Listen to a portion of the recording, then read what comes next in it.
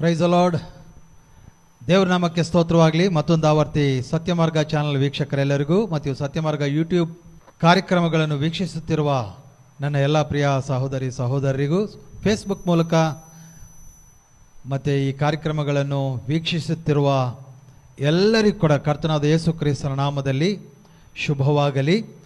ಕಳೆದ ಅನೇಕ ಚರ್ಚಾಂಶಗಳು ನಿಮ್ಮ ಆತ್ಮಿಕ ಜೀವಿತಕ್ಕೆ ಅದು ಆಶೀರ್ವಾದಕರವಾಗಿದೆ ಎಂಬುದಾಗಿ ನಾನು ನಂಬುತ್ತಾ ಇದ್ದೀನಿ. ಈ ಸಮಯದಲ್ಲಿ ಮತ್ತೊಂದು ಅಂಶವನ್ನು ಚರ್ಚೆ ಮಾಡಲಿಕ್ಕೆ ನಿಮ್ಮೊಂದಿಗೆ ಬಂದಿದ್ದೀವಿ. ಈಗಾಗಲೇ ನೀವು ಪೋಸ್ಟರನ್ನು ನೋಡಿದ್ದೀರಿ. ಸತ್ಯಮಾರ್ಗದ ಪರಿಶೋಧನಾ ಕಾರ್ಯಕ್ರಮದಲ್ಲಿ ನಾವು ಚರ್ಚಿಸುವಂಥ ಮತ್ತೊಂದು ಅಂಶವೇನೆಂದರೆ, ಪ್ರವಾದಿ ಅಂದರೆ ಯಾರು? ಸತ್ಯವೇದದ ಪ್ರಕಾರ ಹಳೆಯ ಒಡಂಬಡಿಕೆ ಮತ್ತು ಹೊಸ ಒಡಂಬಡಿಕೆ ಈ ಎರಡೂ ಒಡಂಬಡಿಕೆಯಲ್ಲಿ ಪ್ರವಾದಿ ಅಂದರೆ ಯಾರು? ದೇವರ ಚಿತ್ತದಲ್ಲಿ ಇರುವಂತಹ ಪ್ರವಾದಿ ಯಾರು? ಎರಡನೇದು, ಪ್ರವಚನ ಅಂದರೆ ಏನು? ಈ ಅಂಶವನ್ನು ನಾವು ಆರಿಸುವುದಕ್ಕೆ ಪ್ರಮುಖ ಕಾರಣವೇನೆಂದರೆ, ಈ ದಿನಮಾನಗಳಲ್ಲಿ ನಾವು ಅನೇಕ ಕಡೆ ನಾವು ನೋಡ್ತಾ ಇದ್ದೀವಿ. ಅನೇಕರು ಸೇವೆಯ ಹೆಸರಲ್ಲಿ ಪ್ರವಚನಗಳನ್ನು ಹೇಳುವುದು ಮತ್ತು ವಿಶ್ವಾಸಿಗಳ ವೈಯಕ್ತಿಕ ಕುಟುಂಬಗಳಲ್ಲಿ ಹಾಸ್ಯಾಸ್ಪದವಾದ ವಿಷಯಗಳನ್ನು ಪ್ರವಚನ ಮೂಲಕ ಹೇಳುವುದು, ಅದು ಸಭೆಗೆ ಮತ್ತು ಅವರಿಗೆ ಆಧ್ಯಾತ್ಮಿಕವಾದ ಯಾವುದೇ ಒಂದು ಕ್ಷೇಮವೋ ಆಶೀರ್ವಾದಕರವೂ ಇಲ್ಲದಂಥ ಅನೇಕ ವಿಷಯಗಳನ್ನು ನೋಡಿದಂತಹ ನಾವು ಸತ್ಯವೇದದ ಪ್ರಕಾರ ನಿಜವಾದ ಪ್ರವಾದನೆ ಅಂದರೆ ಏನು, ಪ್ರವಾದಿ ಅಂದರೆ ಯಾರು ಎಂಬ ವಿಷಯಗಳನ್ನು ನಾವು ಅರ್ಥ ಮಾಡಿಕೊಳ್ಳೋಕ್ಕೆ ಇವತ್ತು ಮತ್ತೊಂದು ಆವರ್ತಿ ನಾವು ಚರ್ಚೆಯನ್ನು ಪ್ರಾರಂಭ ಮಾಡಿಕೊಳ್ಳೋಣ.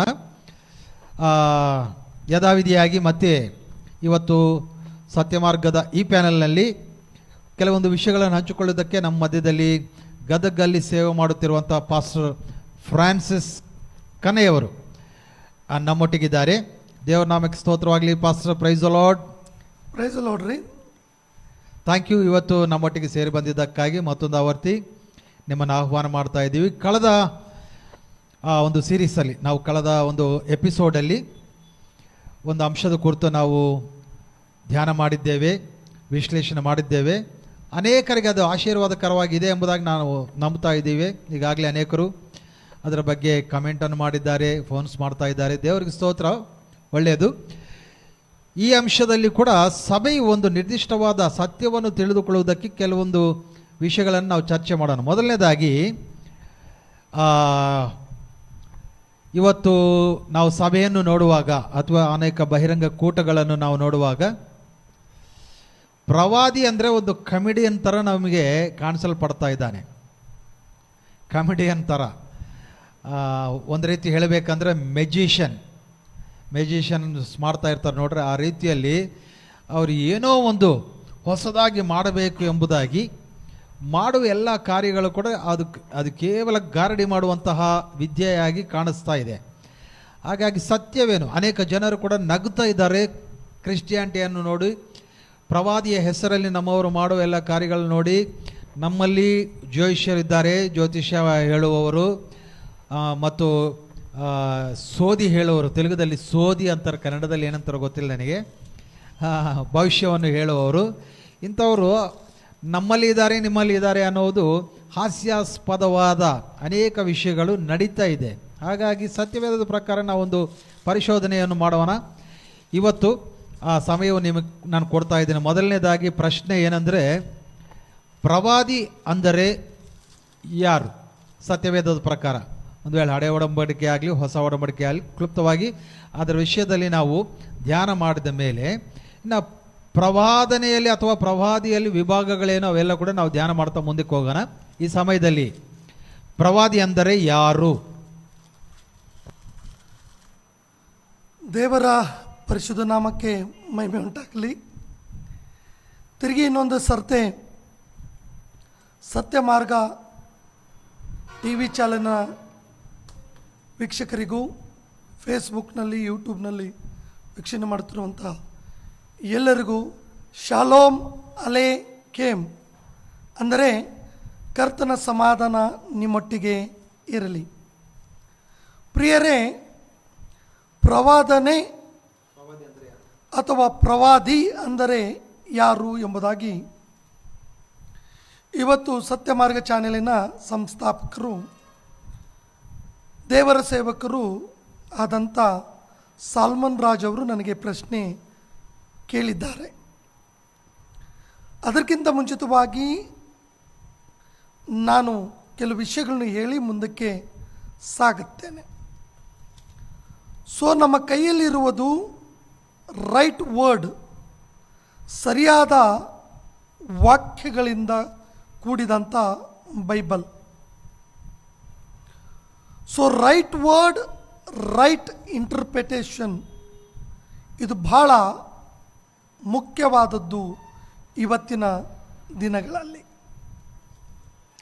ಅದರ ಅರ್ಥ ಕನ್ನಡದಲ್ಲಿ ಸರಿಯಾದ ಪದ, ಸರಿಯಾದ ವ್ಯಾಖ್ಯಾನ, ಸರಿಯಾದ ಪದ, ಸರಿಯಾದ ಅರ್ಥ ಅನುವಾದ, ನಿಜವಾದ ಪದ, ನಿಜವಾದ ವ್ಯಾಖ್ಯಾನ, ಸರಿಯಾದ ಪದ, ಸರಿಯಾದ ಅರ್ಥ, ಯೋಗ್ಯ ಪದ, ಯೋಗ್ಯ ಅರ್ಥ, ತಕ್ಕ ಪದ, ತಕ್ಕ ಅರ್ಥ, ಶುದ್ಧ ಪದ, ಶುದ್ಧ ಅರ್ಥ ಎಂದು ಈ ಇಂಗ್ಲೀಷಿನ ಒಂದೇ ವಾಕ್ಯದ ಅನೇಕ ಕನ್ನಡದಲ್ಲಿ ಅರ್ಥಗಳು ಕೊಡ್ತಾ ಇದ್ದೇವೆ.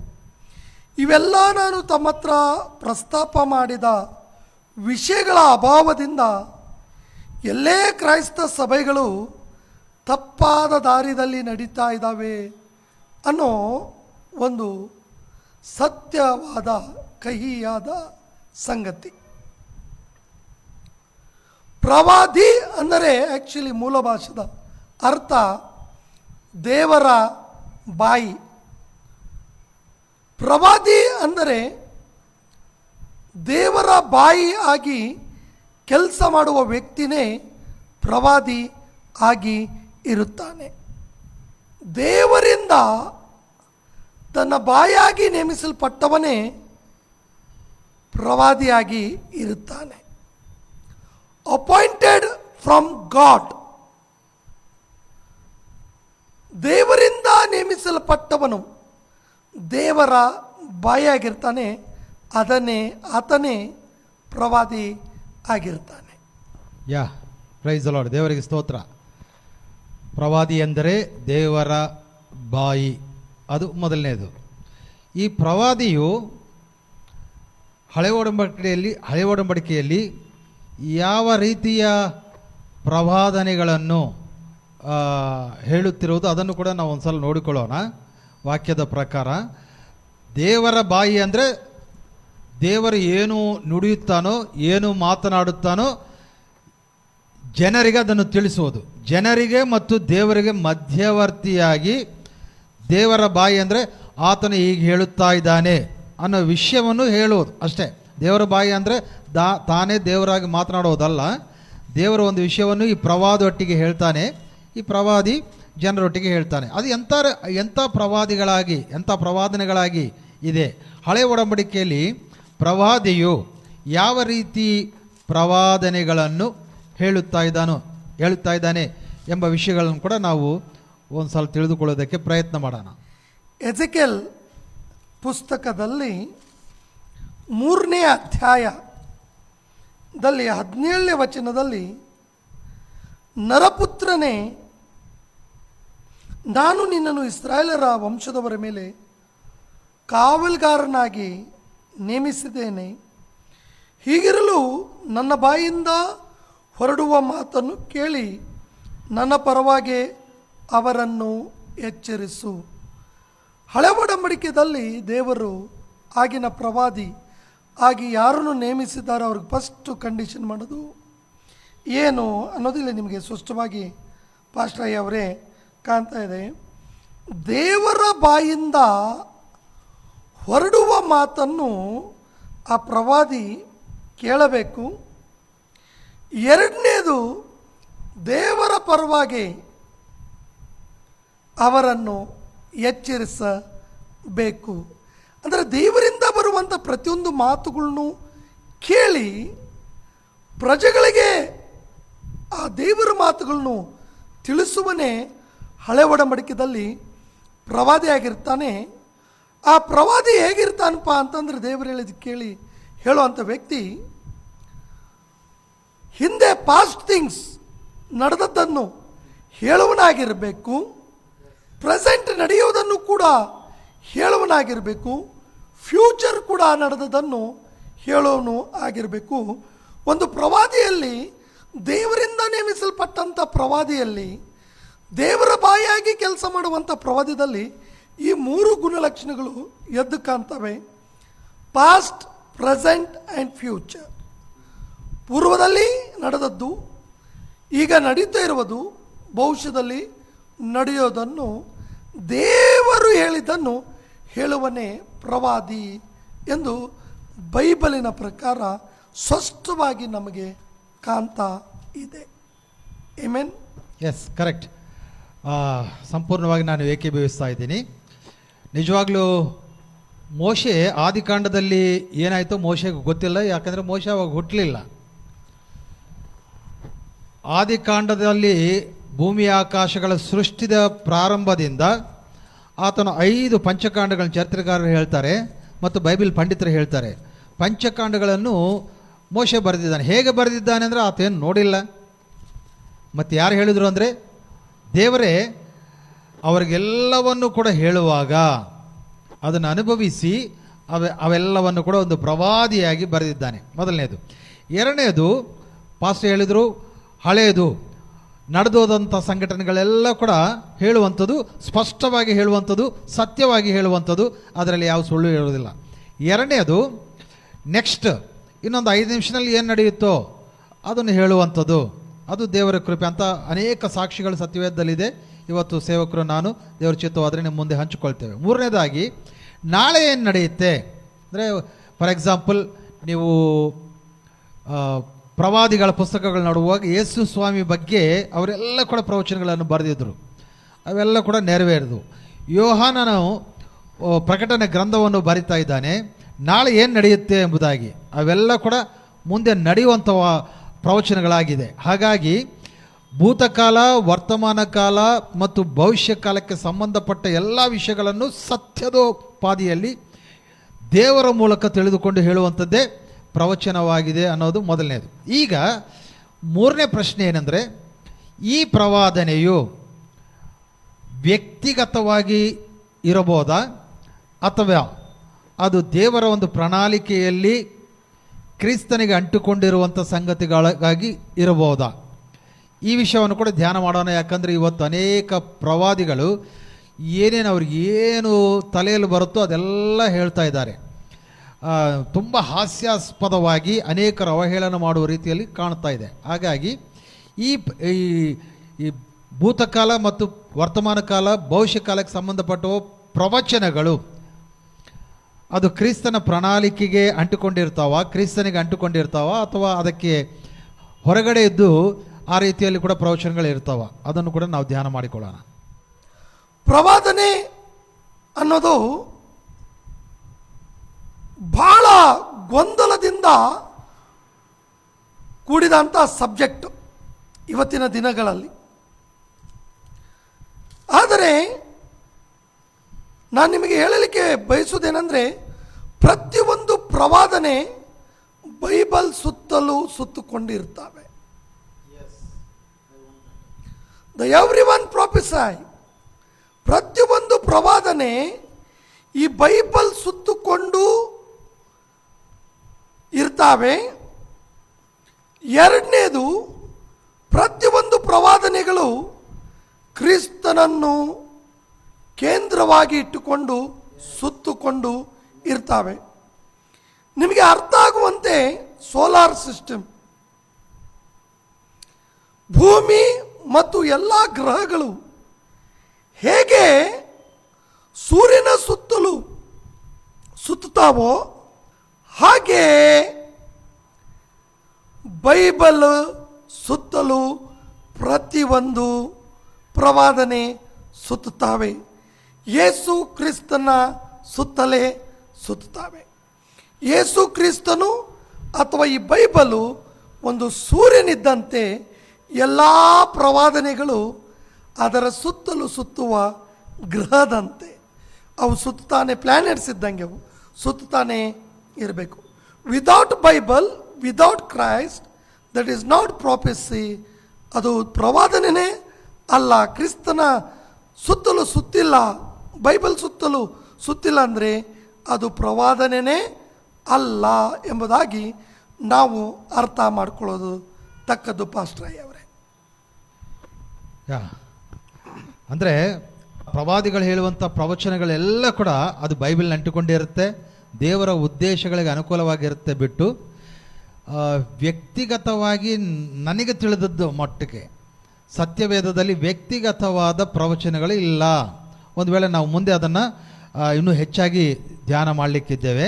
ಇನ್ನು ಮೂರನೇ ಅಂಶ ನಾವು ಬರುವಾಗ, ಪ್ರವಾದನೆಯಲ್ಲಿ ಅದರ ಒಂದು ನೆರವೇರಿಕೆಯಲ್ಲಿ ಇರುವಂಥ ವಿಧಗಳೇನು, ವ್ಯತ್ಯಾಸಗಳೇನು, ಯಾವ ರೀತಿಯಲ್ಲಿ ಈ ಪ್ರವಚನಗಳು ಅಥವಾ ಅದರ ನೆರವೇರಿಕೆ ಇರಬಹುದು, ಈ ವಿಷಯವನ್ನು ಕೂಡ ನಾವು ಧ್ಯಾನ ಮಾಡಿಕೊಳ್ಳೋಣ. ಯಾಕಂದರೆ ಒಂದು ಪರಿಪೂರ್ಣವಾದ ಗ್ರಹಿಸುವಿಕೆ ನಮ್ಮಲ್ಲಿ ಬಂದಿಲ್ಲ ಅಂದರೆ ನಾವು ನೋಡಿದ್ದೆಲ್ಲ ನಂಬುತ್ತೇವೆ, ಹೇಳಿದ್ದೆಲ್ಲ ನಂಬುತ್ತೇವೆ. ಹಾಗಾಗಿ ಸತ್ಯವೇದವನ್ನು ಚೆನ್ನಾಗಿ ಪರಿಶೀಲಿಸಿ ಓದಿಕೊಳ್ಳಿರಿ, ಸತ್ಯವು ಖಂಡಿತವಾಗಿ ನಿಮಗೆ ಸಿಗುತ್ತೆ ಎಂಬುದಾಗಿ ಪ್ರವಾದಿಗಳು ನಮಗೆ ಸತ್ಯವೇದದಲ್ಲಿ ಚೆನ್ನಾಗಿ ಹೇಳಿದ್ದಾರೆ. ಹಾಗಾಗಿ ನಾವು ಏನು ವಿವೇಚನೆ ಇಲ್ಲದವರ ಹಾಗೆ, ಬುದ್ಧಿಹೀನರ ಹಾಗೆ ಎಲ್ಲವನ್ನು ನಂಬೋದಲ್ಲ. ಒಂದೊಂದನ್ನು ವಿಂಗಡಿಸಿ ವಿಭಜಿಸಿ ಪ್ರತ್ಯೇಕವಾದ ರೀತಿಯಲ್ಲಿ ಈ ದಿನ ನಾವು ಪ್ರವಚನ ಮತ್ತು ಪ್ರವಾದಿಗಳ ಬಗ್ಗೆ ಒಂದು ಒಳ್ಳೆಯ ಜ್ಞಾನವನ್ನು ಹೊಂದಿಕೊಂಡು ಆ ರೀತಿಯಲ್ಲಿ ನಾವು ಕ್ರಿಸ್ತನ ಮಾರ್ಗದಲ್ಲಿ ಮುಂದೆ ಪ್ರಯಾಣ ಮಾಡೋಣ. ಈ ಪ್ರವಾದನೆಯಲ್ಲಿ ಎಷ್ಟು ವಿಧಗಳಿದೆ, ಎಷ್ಟು ವ್ಯತ್ಯಾಸಗಳಿದೆ, ಯಾವ ರೀತಿಯಲ್ಲಿ ನೆರವೇರಿಸುವಿಕೆಯಲ್ಲಿ ಅದು ಕಾಣಲ್ಪಡುತ್ತೆ, ಆ ವಿಷಯವನ್ನು ಕೂಡ ನಮ್ಮ ವೀಕ್ಷಕರೊಟ್ಟಿಗೆ ಹಂಚಿಕೊಳ್ತೀರಾ? ಬೈಬಲ್ನಲ್ಲಿ 100% 4 ಭಾಗ ಮಾಡಿದರೆ 3 ಭಾಗ ಪ್ರವಾದನೆ ವಾಕ್ಯಗಳೇ ಇದ್ದಾವೆ ಅಂತೇಳಿ ಬೈಬಲ್ ಪಂಡಿತರು ಅಭಿಪ್ರಾಯ ಪಡ್ತಾರೆ. ಅಂದರೆ ಇಡೀ ಬೈಬಲ್ನಲ್ಲಿ 3 ಭಾಗ ಪ್ರವಾದನೆಯೇ ಇದ್ದಾವೆ. ಆದರೂ ಕೂಡ ಈ ಪ್ರವಾದನೆ ವಿಷಯದಲ್ಲಿ ಆದಷ್ಟು ಮಿಸ್ಗೈಡ್ ಇನ್ನೊಂದು ವಿಷಯದಲ್ಲಿ ಆಗ್ತಾ ಇಲ್ಲ. ಆದ ಕಾರಣ ನಾವು ಅದನ್ನು ಪರಿಶೀಲಿಸಿ ಅದನ್ನು ಸತ್ಯವನ್ನು ಗ್ರಹಿಸಿ ಪರಿಶೋಧಿಸಿ ಹಿಡ್ಕೊಳ್ಳೋದು ಉತ್ತಮ. ಮೊದಲಾಗಿ ಪ್ರವಾದನೆ ಅನ್ನೋದು ತಕ್ಷಣವಾದ ಭವಿಷ್ಯವಾಣಿ ಅಥವಾ ಪ್ರವಾದನೆ, ತಕ್ಷಣವೇ ನೆರವೇರುವಂಥ ಪ್ರವಾದನೆ ಮೊದಲನೇದು. ಉದಾಹರಣೆಗಾಗಿ ಅಪೊಸ್ತಲ ಕಾರ್ಯಗಳಲ್ಲಿ ನಾವು ಇಬ್ಬರು ಗಂಡ ಹೆಂಡತಿ ವಿಷಯದಲ್ಲಿ ನಾವು ನೋಡ್ತೀವಿ. ಅವರ ಹೆಸರು ತಮಗೆ ಗೊತ್ತಿದೆ, ಅನನೀಯ ಮತ್ತು ಸಫೇರ ಅಂತ. ಆಗ ಪೇತ್ರ ನೀನು ಇಷ್ಟಕ್ಕೆ ಆಸ್ತಿ ಮಾರಿದ್ದ ಅಂತೇಳಿ ಸಂಭಾಷಣೆ ಮಾಡುತ್ತಾ ಹೇಳುವಾಗ, ಈಗೋ ನಿನ್ನ ಗಂಡನನ್ನು ಹೂನಿಟ್ಟದವರು ಹೆಜ್ಜೆಗಳು ಹೊಸಲು ಬಂದಿದ್ದಾವೆ, ನಿನ್ನನ್ನು ಎತ್ಕೊಂಡು ಹೋಗ್ತಾರಂತ ತಕ್ಷಣವೇ ಅವಳು ಮರಣವನ್ನು ಕಾಣ್ತಾಳೆ. ಇಂಥ ಅನೇಕ ಪ್ರವಾದನೆಗಳು ತಕ್ಷಣವೇ ನೆರವೇರಿದ ಪ್ರವಾದನೆಗಳು ಬೈಬಲ್ನಲ್ಲಿ ಇದ್ದಾವೆ. ನಿಮಗೆ ಒಂದು ಪ್ರವಾದಿ ಅಂತೇಳಿ ನಿಮ್ಮ ಹತ್ರ ಹೇಳುವಂಥ ವ್ಯಕ್ತಿ ತಕ್ಷಣವಾದ ಪ್ರವಾದನೆ ಹೇಳ್ತಾ ಇದ್ದಾನೋ ಅಥವಾ ಯಾವುದೋ ಅನ್ನೋ ಪ್ರಶ್ನೆ ನೀವು ಇಟ್ಟುಕೊಂಡು ನೀವು ಪರಿಶೀಲಿಸಿ ಅದನ್ನು ಗಟ್ಟಾಗಿ ಹಿಡಿಯೋದು ವಿಶ್ವಾಸಿಗಳಾದಂಥ ನಿಮ್ಮ ಕರ್ತವ್ಯ. ಎರಡನೆಯದು, ಹೀಗೆ ಅನೇಕ ವಚನಗಳು ನಾನು ತಕ್ಷಣ ನಡೆದದನ್ನು ನಿಮಗೆ ನಾನು ತೋರಿಸಬಹುದು. ಎರಡನೇದು, ಸ್ವಲ್ಪ ಕಾಲದ ಭವಿಷ್ಯವಾಣಿ, ಕೆಲವು ಗಂಟೆಯ ನಂತರ ನಡೆಯುವಂಥ ಭವಿಷ್ಯವಾಣಿ ಕೂಡ ಬೈಬಲ್ನಲ್ಲಿ ಇದ್ದಾವೆ. ಉದಾಹರಣೆಗಾಗಿ ಬೈಬಲ್ನಲ್ಲಿ ನಾನು ತೆಗೆದುಕೊಂಡು ಹೇಳೋದಾದರೆ, ಪೇತ್ರನ ವಿಷಯದಲ್ಲಿ,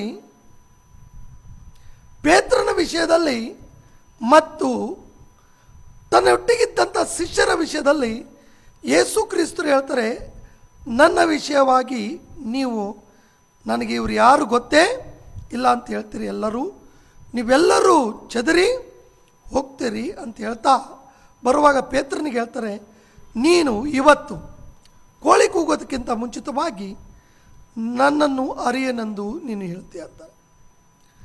ಅದು ನಡೆದಂಥ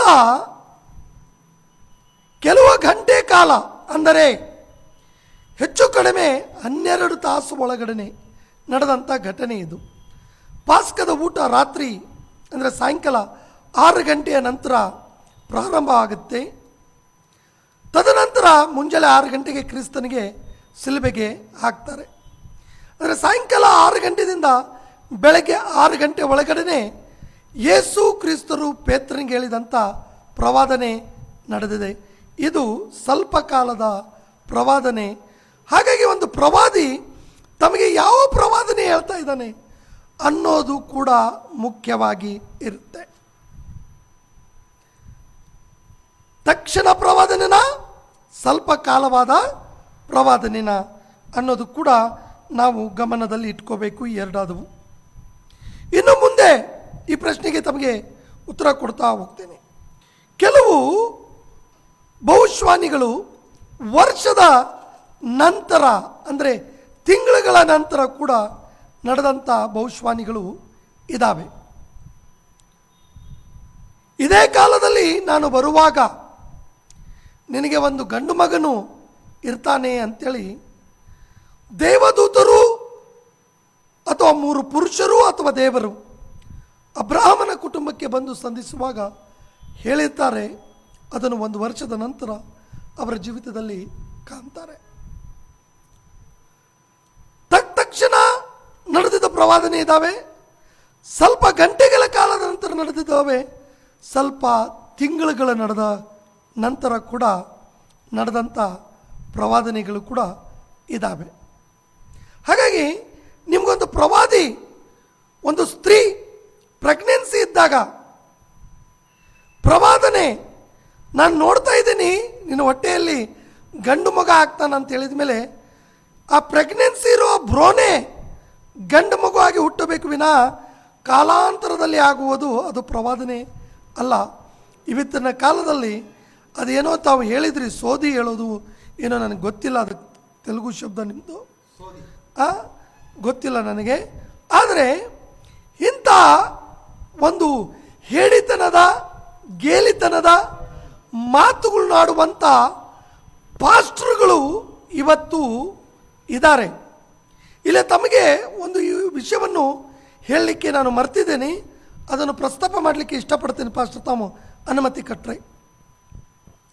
ಪ್ರವಾದಿ ಅಂದರೆ ಕುರಿ ಇದ್ದಂಗೆ, ಪ್ರವಾದಿ ಅಂದರೆ ಕುರಿ ಇದ್ದಂಗೆ, ಸುಳ್ಳು ಪ್ರವಾದಿ ಅಂದರೆ ಕುರಿವೇಷ ಹಾಕೊಂಡಿದ್ದ ತೋಳಿದ್ದಂಗೆ. ಈ ವ್ಯತ್ಯಾಸ ನಾವು ಗ್ರಹಿಸಬೇಕು.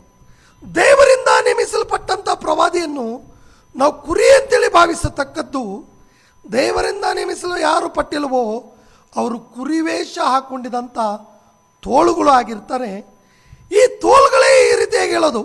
ಯಾವ ರೀತಿಯಾಗಿ ಅಂದರೆ, ನಿನಗೆ ಗಂಡು ಮಗು ಆಗ್ತದೆ, ನಾನು ನೋಡ್ತಾ ಇದ್ದೀನಿ ಅಂತ ಹೇಳ್ತಾರೆ. ಬರೋ ವರ್ಷ ಅದು ಗಂಡು ಮಗು ಆಗಿಲ್ಲ ಅಂದರೆ ನಾನು ಹೇಳಿದ್ದು ಆಗ್ತಾನಂತೇಳಿ ಸ್ವಲ್ಪ ದಿವಸ ಪ್ರಾರ್ಥನೆ ಮಾಡು, ಸೆಕೆಂಡ್ ಟ್ರೈ ಮಾಡು ಮತ್ತು ದೈಹಿಕ ಸಂಬಂಧ ಇಟ್ಕೋ, ಗಂಡು ಮಗು ಆಗ್ತದಂತೇಳಿ ಹೇಳ್ತಾರೆ. ನಮ್ಮ ಗದಗ ಜಿಲ್ಲೆಯಲ್ಲಿ ಈ ರೀತಿಯಾಗಿ ಒಂದು ಪಾಸ್ಟ್ರಿಗೆ ಹೇಳಿದರು. ಹೊಟ್ಟೆಲೇ ಇದ್ದಾಗ ಅವರು ಟ್ರೈ ಮಾಡಿ 3 ಹೆಣ್ಣು ಪಡೆದ್ರು. ಲಾಸ್ಟ್ಗೆ ಈಗ ಆಪರೇಷನ್ ಮಾಡಿದ್ದಾರೆ. ಆ ಪ್ರವಾದನೂ ನಡೆದಿರಲಿಲ್ಲ, ಈ ಪ್ರವಾದನೆ ಇದರಲ್ಲಿ ಇದಾಗಿಲ್ಲ. ಅಷ್ಟಕ್ಕೂ ಅಂಥ ಸಮಯದಲ್ಲಿ ಅನ್ನೋದೇನೆಂದರೆ, ನೀವು ನಂಬಿಕೆಯಿಂದ ಆ ಪ್ರವಾದನೆ ಸ್ವೀಕಾರ ಮಾಡಿಲ್ಲ ಅಂಥೇಳಿ ಕುರಿವೇಷದಲ್ಲಿ ಇರುವಂಥ ಈ ತೋಳೆಂಬ ಪ್ರವಾದಿಗಳು ಹೇಳ್ತಾರೆ ವಿನ ನಿಜವಾದ ಪ್ರವಾದಿಗಳು ಹೇಳೋದಿಲ್ಲ. ಹಾಗಾಗಿ ಯಾವ ಪ್ರವಾದನೆ ಆ ಪ್ರವಾದಿ ಹೇಳಾಗ್ತಾರೆ ಅನ್ನೋದು ಇದು ಮುಖ್ಯವಾದದ್ದು. ತಿಂಗಳುಗಳು. ತದನಂತರ ಇನ್ನೂ ಕೆಲವು ಕೂಡ ಬರ್ತಾವೆ. ಯಾವುದಪ್ಪ ಅಂತಂದರೆ ದೀರ್ಘಕಾಲದ ಭವಿಷ್ಯವಾಣಿ. ದೀರ್ಘಕಾಲ ಅಂದರೆ ವರ್ಷಗಳು ಗತಿಸಿ ಹೋಗುವಂಥ ಭವಿಷ್ಯವಾಣಿಗಳು.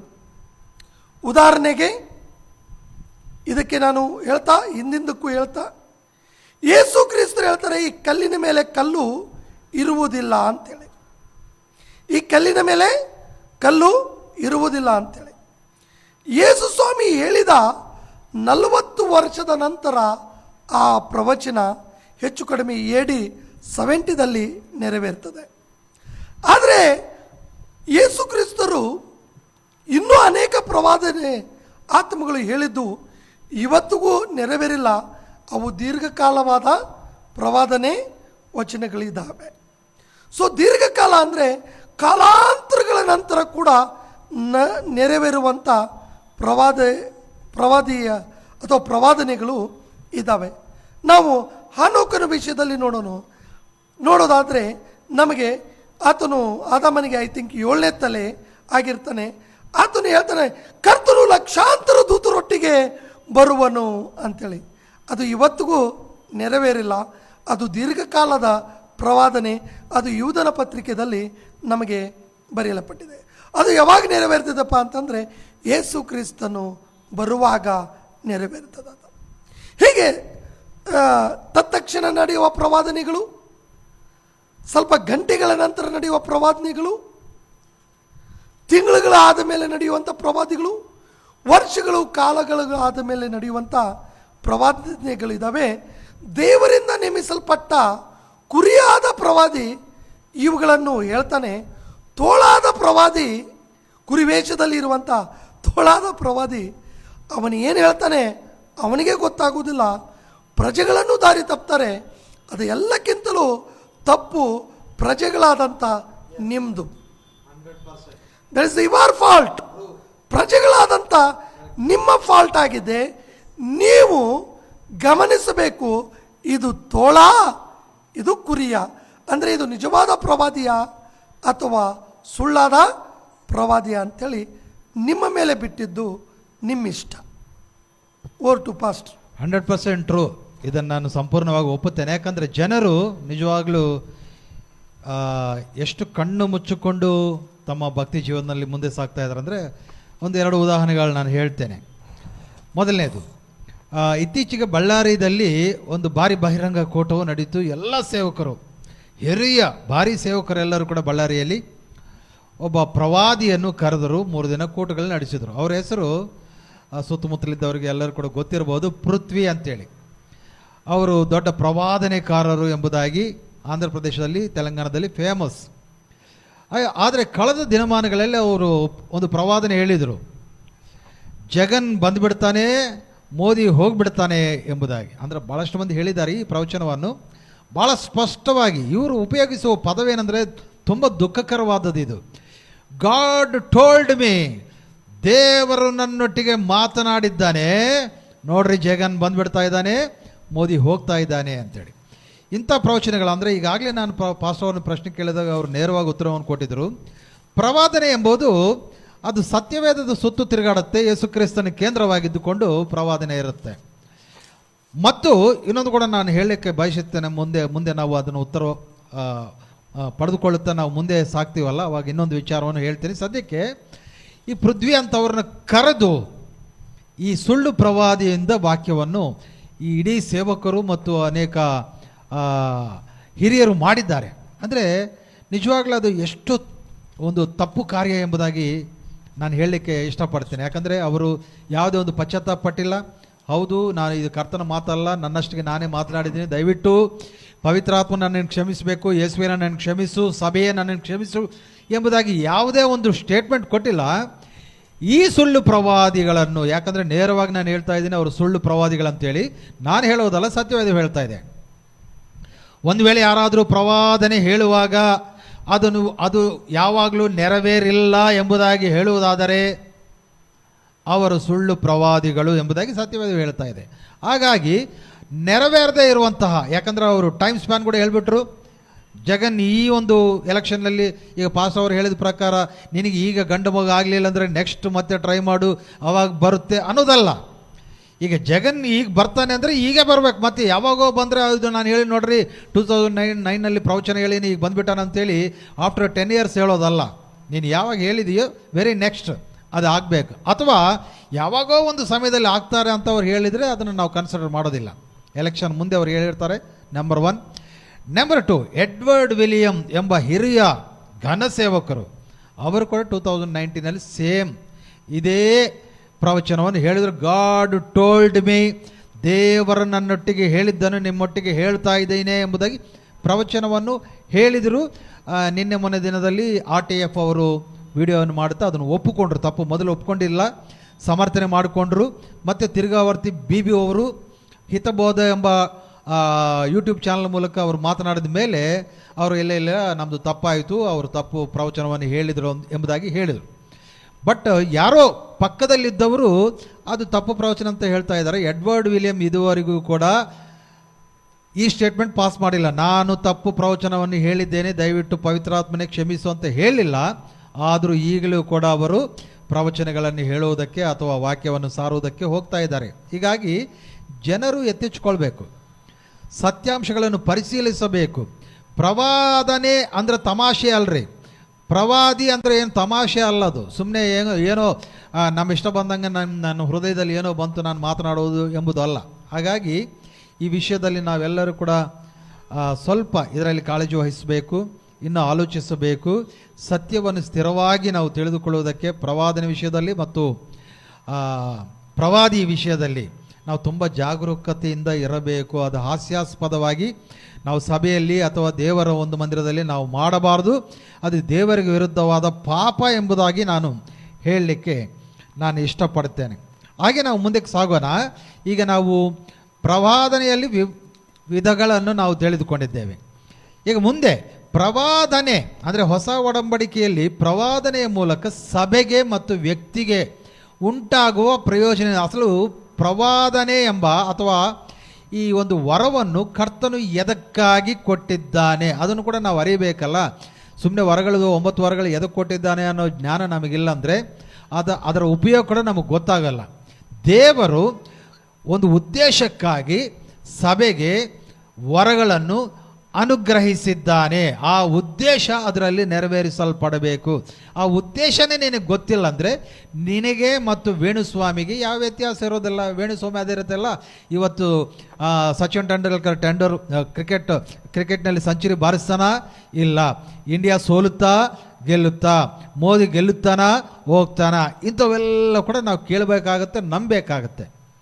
ಅವರಿಗೆ ಮತ್ತು ನಮಗೆ ವ್ಯತ್ಯಾಸ ಇರೋದಿಲ್ಲ. ಯಾಕಂದರೆ ಈಗಾಗಲೇ ನಿಮಗೆ ಗೊತ್ತು, ವೇಣುಸ್ವಾಮಿ ಅಂತ ಒಬ್ಬ ಹಿಂದೂ ಪ್ರವಾದಿ ಅನೇಕ ವಿಷಯಗಳಲ್ಲಿ ಸೋತೋದ್ರು ಒಪ್ಪಿಕೊಂಡ್ರೆ ಎಲ್ಲ ನಾನು ತಪ್ಪು ಮಾಡ್ತಾ ಇದ್ದೀನಿ, ದಯವಿಟ್ಟು ನಾನು ಕ್ಷಮಿಸಿರಿ, ನಾನು ಇನ್ನು ಮೇಲೆ ಪ್ರವಚನೆ ಹೇಳೋದಿಲ್ಲ ಎಂಬುದಾಗಿ ಅವ್ರು ಹೋಗ್ಬಿಟ್ರು. ಯಾಕಂದರೆ ಸಾಕಷ್ಟು ಟೀಕೆಗಳಿಗೆ ಅವರು ಒಳಗಾದರು. ಈಗ ಕ್ರೈಸ್ತವ್ಯವು ಕೂಡ ಅದೇ ರೀತಿಯಲ್ಲಿ ಟೀಕೆಗಳಿಗೆ ಒಳಗಾಗ್ತಾ ಇದೆ.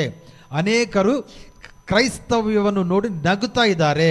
ಯಾಕಂದರೆ ನಮ್ಮವರು ಮಾಡುವ ಈ ಎಲ್ಲ ಈ ಮಾಟ ಮಂತ್ರಗಳ ರೀತಿಯಲ್ಲಿ ಮಾಡುವ ಕಾರ್ಯಗಳ ಮೂಲಕ. ಹಾಗಾಗಿ ಪ್ರವಚನದಿಂದ ದೇವರ ಉದ್ದೇಶದಲ್ಲಿ ಸಭೆಗೆ ಆಗುವ ಪ್ರಯೋಜನವೇನು ಅದರ ಕುರಿತು ನಾವು ಆಲೋಚನೆ ಮಾಡ್ತಾ ನಮ್ಮ ಧ್ಯಾನಾಂಶದಲ್ಲಿ ಮುಂದೆ ಸಾಗೋಣ. ಅಯ್ಯ ಅವರು ಕೆಲವರು ಹೆಸರು ಪ್ರಸ್ತಾಪ ಮಾಡಿ ಧೈರ್ಯದಿಂದ ಹೇಳಿದರು. ಇದಕ್ಕೆ ಪರ ಮತ್ತು ವಿರುದ್ಧ ಜನರು ಮಾತಾಡ್ಕೊಳ್ಳಿ. ಆದರೆ ಪ್ರಿಯರೇ, ಇದರ ಜೊತೆಗೆ ನಾನು ಇವ್ರ ಬಗ್ಗೆ ಜೊತೆಗೆ ಏಕಭಾವಿಸಿ ಅಳ್ಳಾವರದಲ್ಲಿ ನನ್ನ ಬರ್ತ್ ಪ್ಲೇಸು. ನಾನು ಹುಟ್ಟಿದ್ದು ಧಾರವಾಡ ಜಿಲ್ಲೆ ಅಳ್ಳಾವರ, ಗೋವಾ ಬಾರ್ಡ್ರ್ ಆಗ್ತದೆ ಅದು ಅಳ್ಳಾವರ ಅಂಥೇಳಿ. ಅಲ್ಲೇ ನಾವು ಹುಟ್ಟಿದ್ದು. ಅಲ್ಲೇ ಎಲ್ಲ ದೇವರ ಸೇವಕರು ಪ್ರಾರ್ಥನೆ ಮಾಡಲಿಕ್ಕೆ ಕೂಡಿದ್ರು. ನಾನು ಕೂಡ ಆ ಪ್ರಾರ್ಥನೆಯಲ್ಲಿ ಭಾಗವಹಿಸಿದಾಗ ಅಲ್ಲೇ ಒಬ್ಬರು ಬಂದರು, ಪಾಸ್ಟ್ರು. ನೀವೇನೋ ಧೈರ್ಯ ಮಾಡಿ ಹೆಸರು ಹೇಳ್ತಾ ಇದ್ರಿ, ನನಗಷ್ಟು ಧೈರ್ಯ ಸಾಲೋದಿಲ್ಲ ಅಂಥೇಳಿ ತಿಳ್ಕೊಬೇಡ್ರಿ.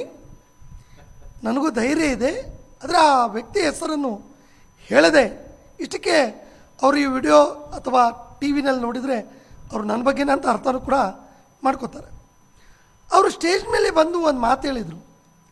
ಈ ಸರ್ತಿ ಪೂರ್ಣ ಬಹುಮತದಿಂದ ಕೇಂದ್ರದಲ್ಲಿ ಕಾಂಗ್ರೆಸ್ ಸರ್ಕಾರನೇ ಬರುತ್ತೆ. ನನಗೆ ದೇವರು ಹೇಳಿದರು, ನನಗೆ ದೇವರು ಹೇಳಿದರು, ಆದರೆ ರಾಹುಲ್ ಗಾಂಧೀಜಿಯವರು ಪ್ರಧಾನಮಂತ್ರಿ ಆಗುವುದಿಲ್ಲ, ಬೇರೆಯವರು ಆಗ್ತಾರೆ, ಖಂಡಿತವಾಗಿ ಮೋದಿಜಿ ಆಗುವುದಿಲ್ಲ ಅಂತಂದರು. ಆದರೆ ನೋಡಿ, ಕಾಲ ಬದಲಾಗಿ ಇವರು ಹೇಳಿದ ಪ್ರವಾದನೆ ಸುಳ್ಳಾಯಿತು. ಇನ್ನೊಬ್ಬರು ದೇವರ ಸೇವಕರು ಸುಮಾರು ಹೆಚ್ಚು ಕಡಿಮೆ ನನಗೆ 18 ವರ್ಷದ ಹಿಂದೆ AG ಚರ್ಚು, ಈಗ ಮೊದಲಲ್ಲ,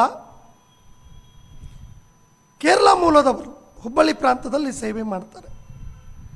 ನನಗೆ ಹಿಂದಿದಲ್ಲಿ ಹೇಳಿದರು, ಪವಿತ್ರಾತ್ಮ ಮುझे बोल रहा है तुमको एक रेड 2 व्हीलर देता है ಅಂತ. ದೇರ್ ಇಸ್ ದೇವರು ಪವಿತ್ರಾತ್ಮನ ಹೇಳ್ತಾ ಇದ್ದಾನೆ, ನಿನಗೆ ಒಂದು ಕೆಂಪುದು ಗಾಡಿ 2 ವೀಲರ್ ಕೊಡ್ತಾರೆ ಅಂತ. ಇವತ್ತು ನಿಮ್ಮ ಹತ್ರ ಕೂತ್ಕೊಂಡು ಮಾತಾಡ್ತಾ ಇದ್ದೇನಲ್ಲ, 2 ವೀಲರ್ ಏನೋ ತಗೊಂಡೆ, ಬಟ್ ರೆಡ್ ತಗೊಂಡಿಲ್ಲ ನಾನು. ಯಾಕಂದರೆ ಪ್ರವಾದಿ ಹೇಳಿದಾನೆ ಅಂತೇಳಿ ಸಾಲ ಮಾಡಿಕೊಂಡು ಎಲ್ಲೇ ಹೋಗಿ ಕೆಂಪದೇ ಹುಡುಕೊಂಡು ನಾನು ತರೋದು, ಅದು ದೇವರು ಹೇಳಿದ್ದು ಪ್ರವಾದನೆ ಆಗೋದಿಲ್ಲ, ನೆರವೇರಿಲ್ಲ. ಅದು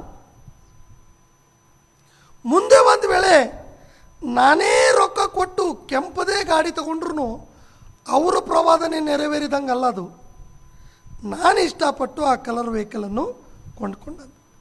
ಹೇಗೆ ನೆರವೇರಬೇಕಂದ್ರೆ, ಈಗ ನಾನು ನಿಮ್ಮ ಹತ್ರ ಮಾತನಾಡ್ತಾ ಇದ್ದೀನಿ, ಈಗ ಹೇಳಿಬಿಟ್ಟಿದ್ದೀನಿ, ನೀವು ಬಂದು ಒಂದು ಕೆಂಪು ಗಾಡಿ ನನ್ನ ಮನೆ ಮುಂದಿಟ್ಟರು ಅದು ಪ್ರವಾದನೆ ಅಂತೇಳಿ ನಾನು ನಂಬಲ್ಲ. ಈಗ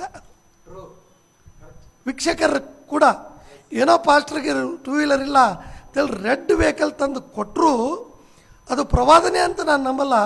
ನಾನು ನಿಮ್ಮ ಹತ್ರ ಭಿಕ್ಷಾ ಬೇಡಿ ಕೇಳಿದ್ದೀನಿ ಅಂತೇಳಿ ನಂಬ್ತೇನೆ ಅಷ್ಟೇ. ಓಕೆ, ಸೊ ಇವೆಲ್ಲ ಡಂಬರಾಟದ ಒಂದು ಆಟ ಆಗಿಬಿಟ್ಟಿದೆ ಕ್ರೈಸ್ತತ್ವದಲ್ಲಿ. ಅದಕ್ಕೆ ದೇವರು ಇರ್ಮಿಯಾ ಗ್ರಂಥದಲ್ಲಿ ಸ್ಪಷ್ಟವಾಗಿ ದಯವಿಟ್ಟು ಪ್ರತಿಯೊಬ್ಬರು ಓದತಕ್ಕಂಥ ವಚನ 23ನೇ ಅಧ್ಯಾಯದಲ್ಲಿ ನಾವು ನೋಡೋದಾದರೆ 30ನೇ ವಚನದಿಂದ 32ನೇ ವಚನದವರೆಗೂ ನೀವು ಸ್ಪಷ್ಟವಾಗಿ ನೋಡಿದರೆ ಕುರಿ ವೇಷದಲ್ಲಿರುವಂಥ ತೋಳುಗಳಿಗೆ ದೇವರು ಮಾತನಾಡ್ತಾ ಇದ್ದಾನೆ. ನಾನು ನಿಮಗೆ ವಿರುದ್ಧವಾಗಿದ್ದೇನೆ. ಫಸ್ಟ್ ಕನ್ನಡದಲ್ಲಿ ವಿರುದ್ಧವಾಗಿದ್ದೇನೆ. ಎಷ್ಟು ಜನ ನೀವು ಕಾಂಗ್ರೆಸ್ ಗೌರ್ಮೆಂಟ್ ಬರ್ತದೆ, ಡ್ಯಾಶ್ ಡ್ಯಾಶ್ ಬರ್ತಾರೆ, ಅವರು ಬರ್ತಾರೆ, ಇವರು ಬರ್ತಾರೆ ಅಂತೇಳಿ ದೇವರು ಹೇಳಲಾರ್ದನ್ನು ಸುಳ್ಳಾಗಿ ಪ್ರವಾದಿಯಾಗಿ ಇದು ದೇವರು ಹೇಳ್ತಿದ್ದಾನೆ, God told me, God is telling ಅಂತ ಹೇಳಿದವರಿಗೆ ನಿಮಗೆ ಯೆಹೋವ ದೇವರು ವಿರುದ್ಧವಾಗಿದ್ದಾನೆ. ನಾನು ಪ್ರವಾದನೆ ಹೇಳ್ತಾ ಇಲ್ಲ, ದೇವರ ವಾಕ್ಯ ಹೇಳ್ತಾ ಇದ್ದೇನೆ. ದೇವರ ವಾಕ್ಯ ಹೇಳ್ತಾ ಇದ್ದೇನೆ. 30ನೇ ವಚನದಲ್ಲಿ ಹೇಳ್ತಾರೆ, ದೇವರು ವಿರುದ್ಧವಾಗಿದ್ದೇನೆ ಅಂತ ಹೇಳ್ತಾನೆ. 2ನೇದು ಕೇಳ್ರಿ, ಸುಳ್ಳು ಪ್ರವಾದಿಗಳೇ.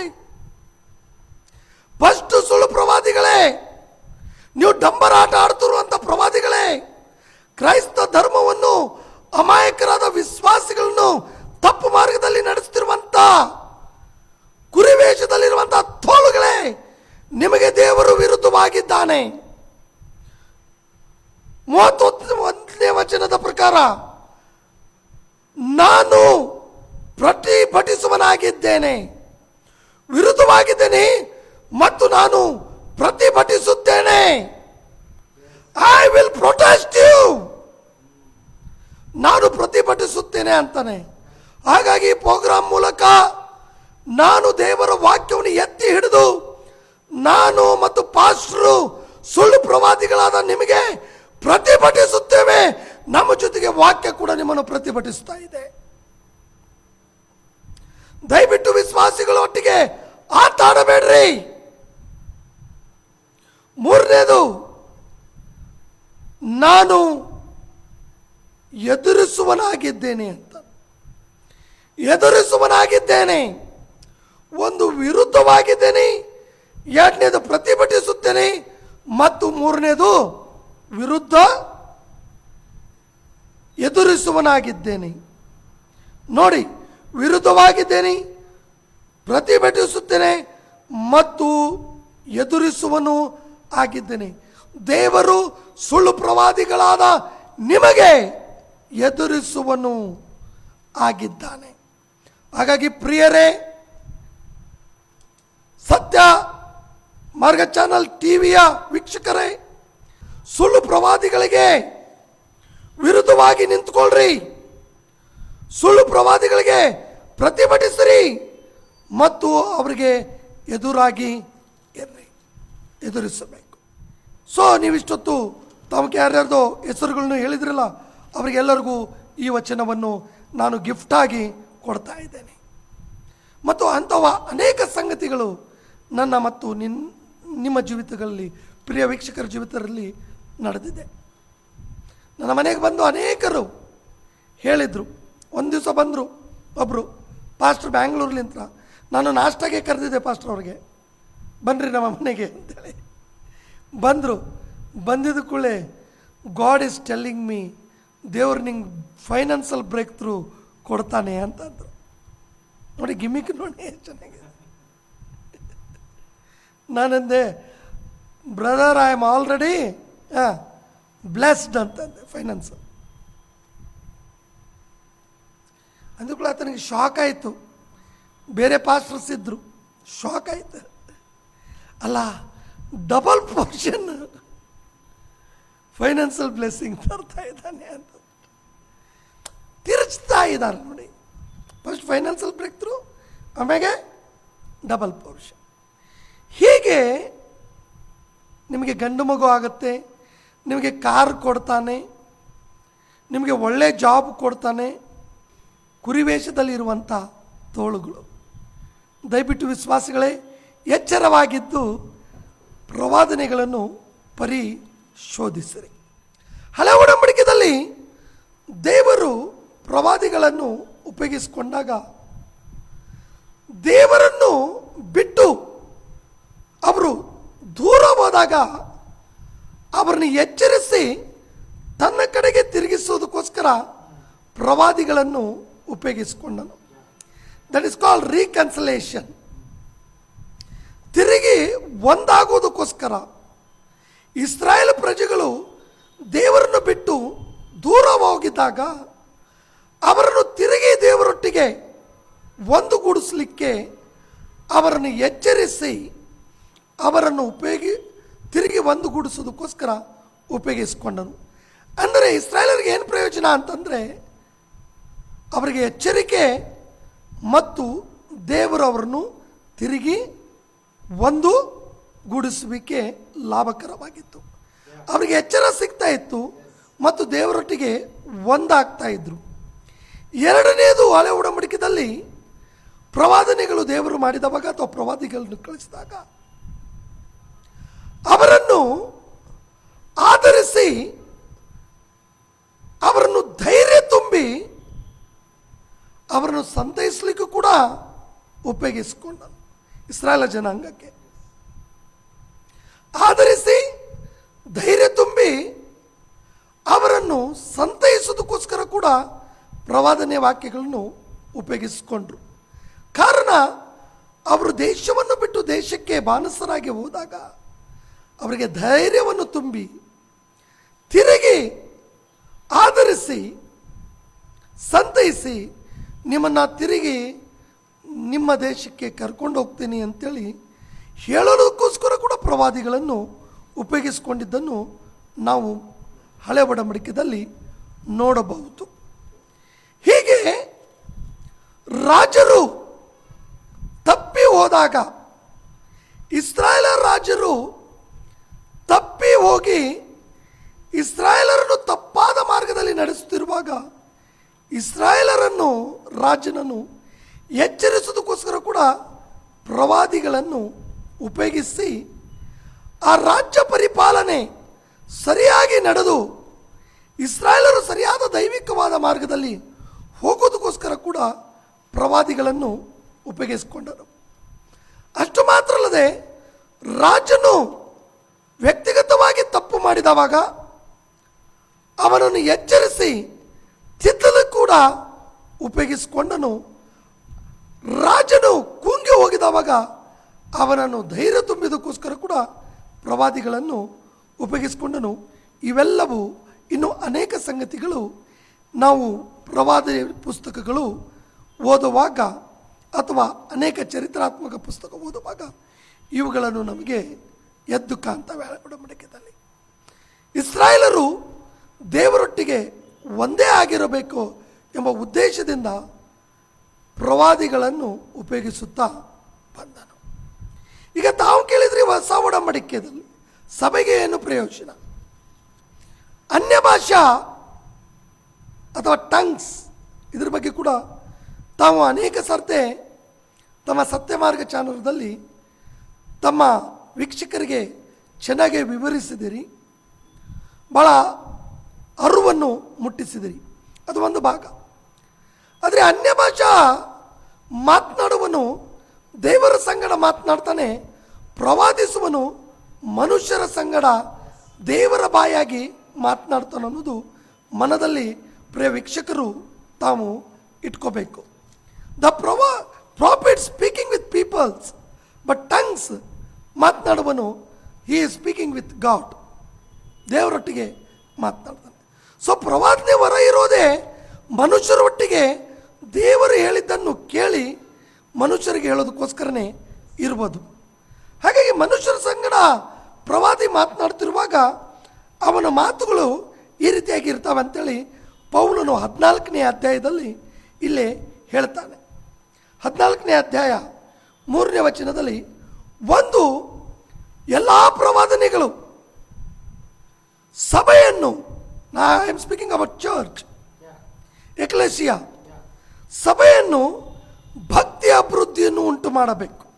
ಕನ್ನಡ ಬೈಬಲ್ ಪ್ರಕಾರ ಪ್ರವಾದಿ ಇರೋದು ಸಭೆಯಲ್ಲಿ ಸಭೆಯನ್ನು ಭಕ್ತಿ ಅಭಿವೃದ್ಧಿಯನ್ನು ಉಂಟು ಮಾಡುವುದಕ್ಕೆ ವಿನಾ ಮೂಢನಂಬಿಕೆಯನ್ನು ಅಭಿವೃದ್ಧಿ ಮಾಡುವುದಕ್ಕೆ ಅಲ್ಲ. ಇನ್ನೊಂದು ಸರ್ತಿ ಹೇಳ್ತೀನಿ, ಪ್ರವಾದಿ ಇರುವುದು ಸಭೆಯನ್ನು ಭಕ್ತಿ ವೃದ್ಧಿ ಮಾಡುವುದಕ್ಕೆ ಇರ್ತಾನೆ, ಮೂಢನಂಬಿಕೆಯನ್ನು ವೃದ್ಧಿ ಮಾಡುವುದಕ್ಕೆ ಅಲ್ಲ. ಅಪೊಸ್ತಲ ಕಾರ್ಯಗಳು ದಲ್ಲಿ 9ನೇ ಅಧ್ಯಾಯ 31ನೇ ವಚನ, ಅಪೊಸ್ತಲ ಕಾರ್ಯಗಳು 9ನೇ ಅಧ್ಯಾಯ 31ನೇ ವಚನದಲ್ಲಿ ಸಭೆ ಭಕ್ತಿಯಲ್ಲಿ ವೃದ್ಧಿಯಾಗಿತ್ತು. ದ ಗ್ರೋಯಿಂಗ್, ಭಕ್ತಿಯಲ್ಲಿ ಗ್ರೋ ಆಗಬೇಕು. ಸೊ ಒಂದು ಪ್ರವಾದಿ ಹೇಳುವಂಥ ಪ್ರವಾದನೆ ಸಭೆಗೆ ಏನು ಲಾಭ ಅಂದರೆ ಭಕ್ತಿ ವೃದ್ಧಿ ಆಗಬೇಕು. ಏನು ವೃದ್ಧಿ ಆಗಬೇಕು? ಭಕ್ತಿ. ಗದಗನಲ್ಲಿ ನಾನು ಸೇವೆ ಮಾಡುವ ಕ್ಷೇತ್ರದಲ್ಲಿ ಅನೇಕ ಸಭೆಗಳಿದ್ದಾವೆ. ಆ ಸಭೆಗಳಲ್ಲಿ ಅನೌನ್ಸ್ಮೆಂಟ್ ಆಗೋದು, ಬರೋ ತಿಂಗಳ ಒಂದು ಮೀಟಿಂಗ್ ಇದೆ, ಕೇರಳದಿಂದ ಒಬ್ಬ ಪ್ರವಾದಿಯನ್ನು ಕಳಿಸ್ತಾ ಇದ್ದೀನಿ, ಅಥವಾ ಬೆಂಗಳೂರಿನಿಂದ ಒಬ್ಬರು ಪ್ರವಾದಿಯನ್ನು ಕಳಿಸ್ತಾ ಇದ್ದೀನಿ, ನೀವೆಲ್ಲರೂ ಬರ್ರಿ ಅಂತ ಹೇಳ್ತಾರೆ. ಒಳ್ಳೆಯದ, ಕರೆಸ್ರಿ ಸ್ವಾಮಿ, ನಿಮಗೆ ನಿಮ್ಮ ಚರ್ಚ್ ಕರ್ಸಕ್ಕೆ ಬೇಡ ಅನ್ನೋದಲ್ಲ. ಆದರೆ ಹೀಗೆ ಒಂದು ಸಾರ್ತಿ ಕರೆಸಿದವಾಗ ಒಂದು ಪ್ರವಾದಿ, ಒಂದು ವಿಶ್ವಾಸಿಗೆ ಪ್ರವಾದಿ ಹೇಳಿದನು, ನೀ ಸ್ವಲ್ಪ ದಿವಸದಲ್ಲಿ ದುಬೈಗೆ ಹೋಗ್ತೀಯ ಅಂತಂದನು. ತುಂಬ ಸಂತೋಷ ಆಯಿತು. ಅಲ್ಲಯ್ಯೋ ಅಂತೇಳಿ ಆರಾಧನೆ ಮಾಡಿದನು, ಪ್ರೇಯರ್ ಮಾಡಿದನು. ಮುಗೀತು. ಸಾಯಂಕಾಲ ಮೀಟಿಂಗ್ ಎಲ್ಲ ಆದ್ಮೇಲೆ ಮರನೇ ದಿವಸ ನಾವು ಸಾಯಂಕಾಲ ಗದಗದಲ್ಲಿ ಒಂದು ಬಾರ್ ಇದೆ. ಆ ಬಾರ್ ಹೆಸರು ಹೇಳೋದಿಲ್ಲ, ಯಾಕಂದ್ರೆ ನಾನು ಪ್ರಮೋಟ್ ಮಾಡಿ ಅಡ್ವರ್ಟೈಸ್ಮೆಂಟ್ ಮಾಡಿದಂಗಾಗುತ್ತೆ. ಆ ಬಾರ್ನಲ್ಲಿ ಹೋಗಿ ಸಾರಾಯಿ ಕುಡ್ಕೊಂತ ಕುಂತ. ಏನಪ್ಪ ಕುಡ್ಕೊಂಡು ಕುಂತೆ ಅಂದರೆ, ದೇವರು ಪ್ರವಾದಿ ಮೂಲಕ, ಪಾಸ್ಟರ್ ಮೂಲಕ ಹೇಳಿದ್ದಾನೆ, ನನಗೆ ದುಬೈಗೆ ಹೋಯ್ತಾನೆ, ನನಗೆ ಖುಷಿ ಆಯಿತು ಅಂತೇಳಿ. ನೋಡಿ, ಇದು ಭಕ್ತಿ ಅಭಿವೃದ್ಧಿ ಉಂಟು ಮಾಡುತ್ತಾ ಅಥವಾ ಭಕ್ತಿಯನ್ನು ಹೀನ ಸ್ಥಿತಿಯಲ್ಲಿ ನಡೀತಾ ಅನ್ನೋದು ಪ್ರಿಯ ವೀಕ್ಷಕರೇ ನೀವೇ ಇದು ಒಂದು ಉದಾಹರಣೆ ಹೇಳ್ತೇವೆ.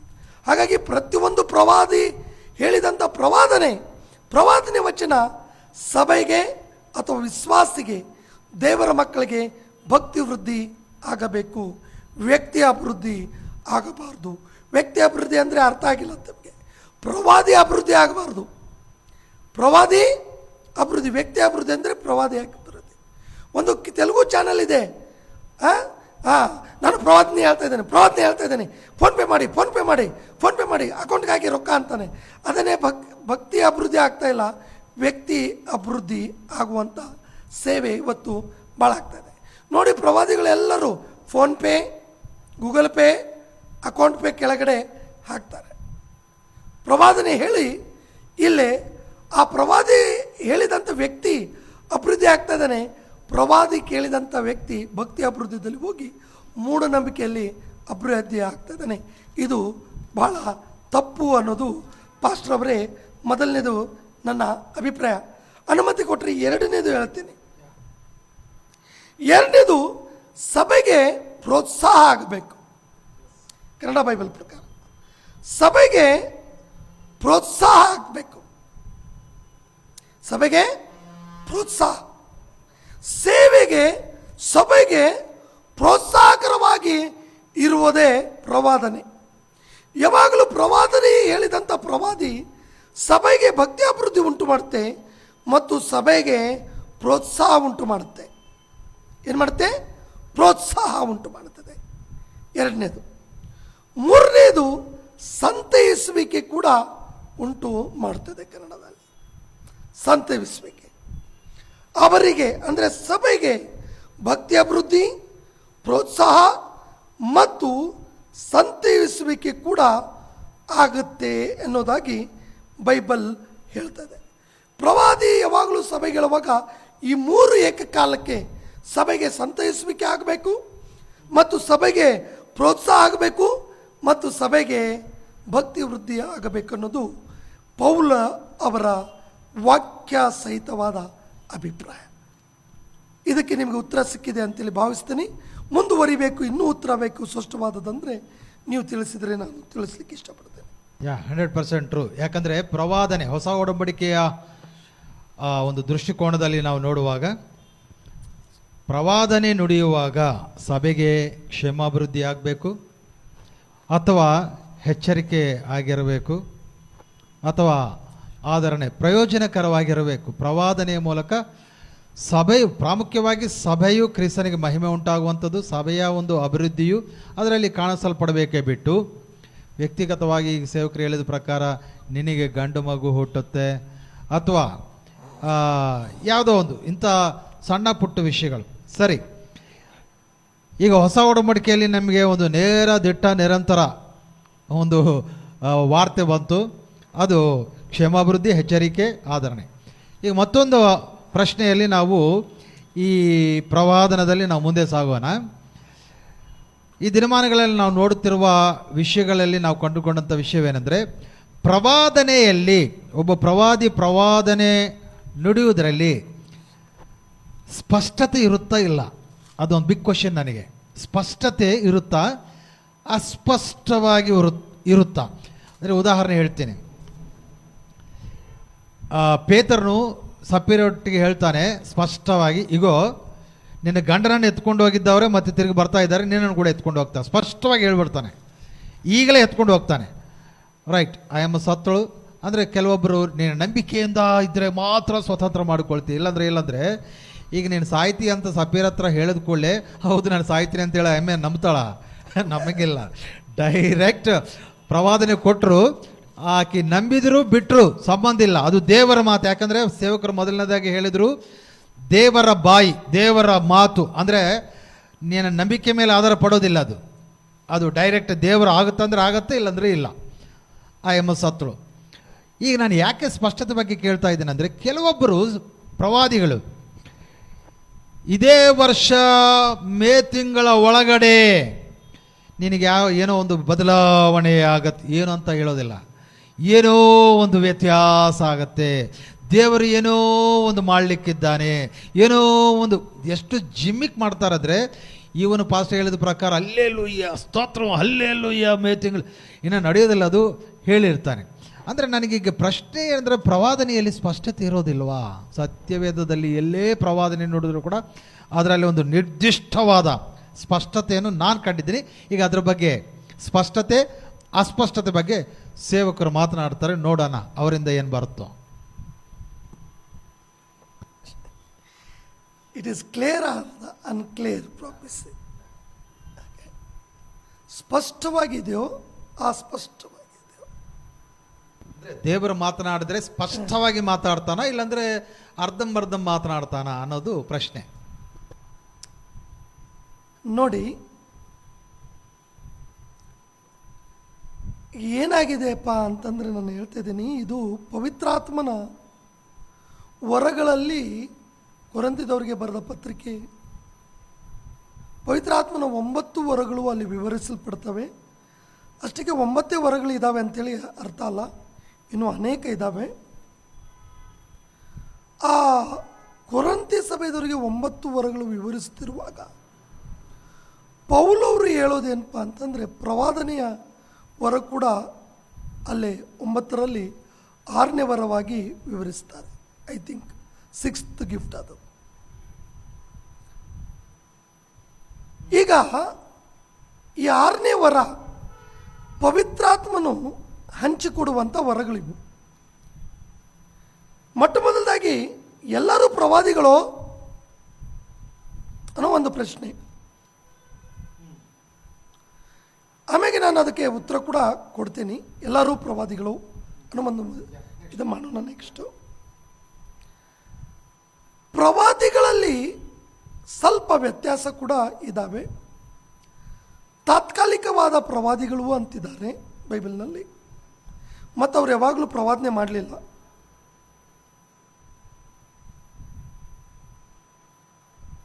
ಆಮೇಲೆ ದೀರ್ಘಕಾಲ ಪ್ರವಾದಿಗಳು ಕೂಡ ಇದ್ದಾರೆ. ತಾತ್ಕಾಲಿಕ ಪ್ರವಾದಿಗಳು, ದೀರ್ಘಕಾಲ ಪ್ರವಾದಿಗಳು ಕೂಡ ಇದ್ದಾರೆ. ದೇವರಾತ್ಮನ ಅಭಿಷೇಕ ಬಂದಾಗ ಪ್ರವಾದಿಸಿದ್ರು, ಮತ್ತು ಆಮ್ಯಾಗ ಅವರು ಪ್ರವಾದಿಯಾಗಿ ಪ್ರವಾದನೆ ಮಾಡಿಲ್ಲ ಅನ್ನೋದು ಹಳೆ ಒಡಂಬಡಿಕೆಯಲ್ಲಿ ಕೂಡ ಮತ್ತು ಹೊಸ ಒಡಂಬಡಿಕೆಯಲ್ಲಿ ಅಲ್ಲೆಲ್ಲಿ ನಾವು ನೋಡ್ತೀವಿ. ಆದರೆ ಕೆಲವರು ಮಾತ್ರ ಸ್ಪಷ್ಟವಾಗಿ ದೀರ್ಘಕಾಲ ಪ್ರವಾದಿಗಳು, ಅಂದರೆ ಕೊನೆಯವರೆಗೂ ಪ್ರವಾದಿಗಳಾಗಿದ್ದದ್ದು ಕೂಡ ನಾವು ನೋಡ್ಬೋದು. ಇಲ್ಲಿ ನೀವು ಕೇಳಿದ ಪ್ರಶ್ನೆ ಏನಂದರೆ,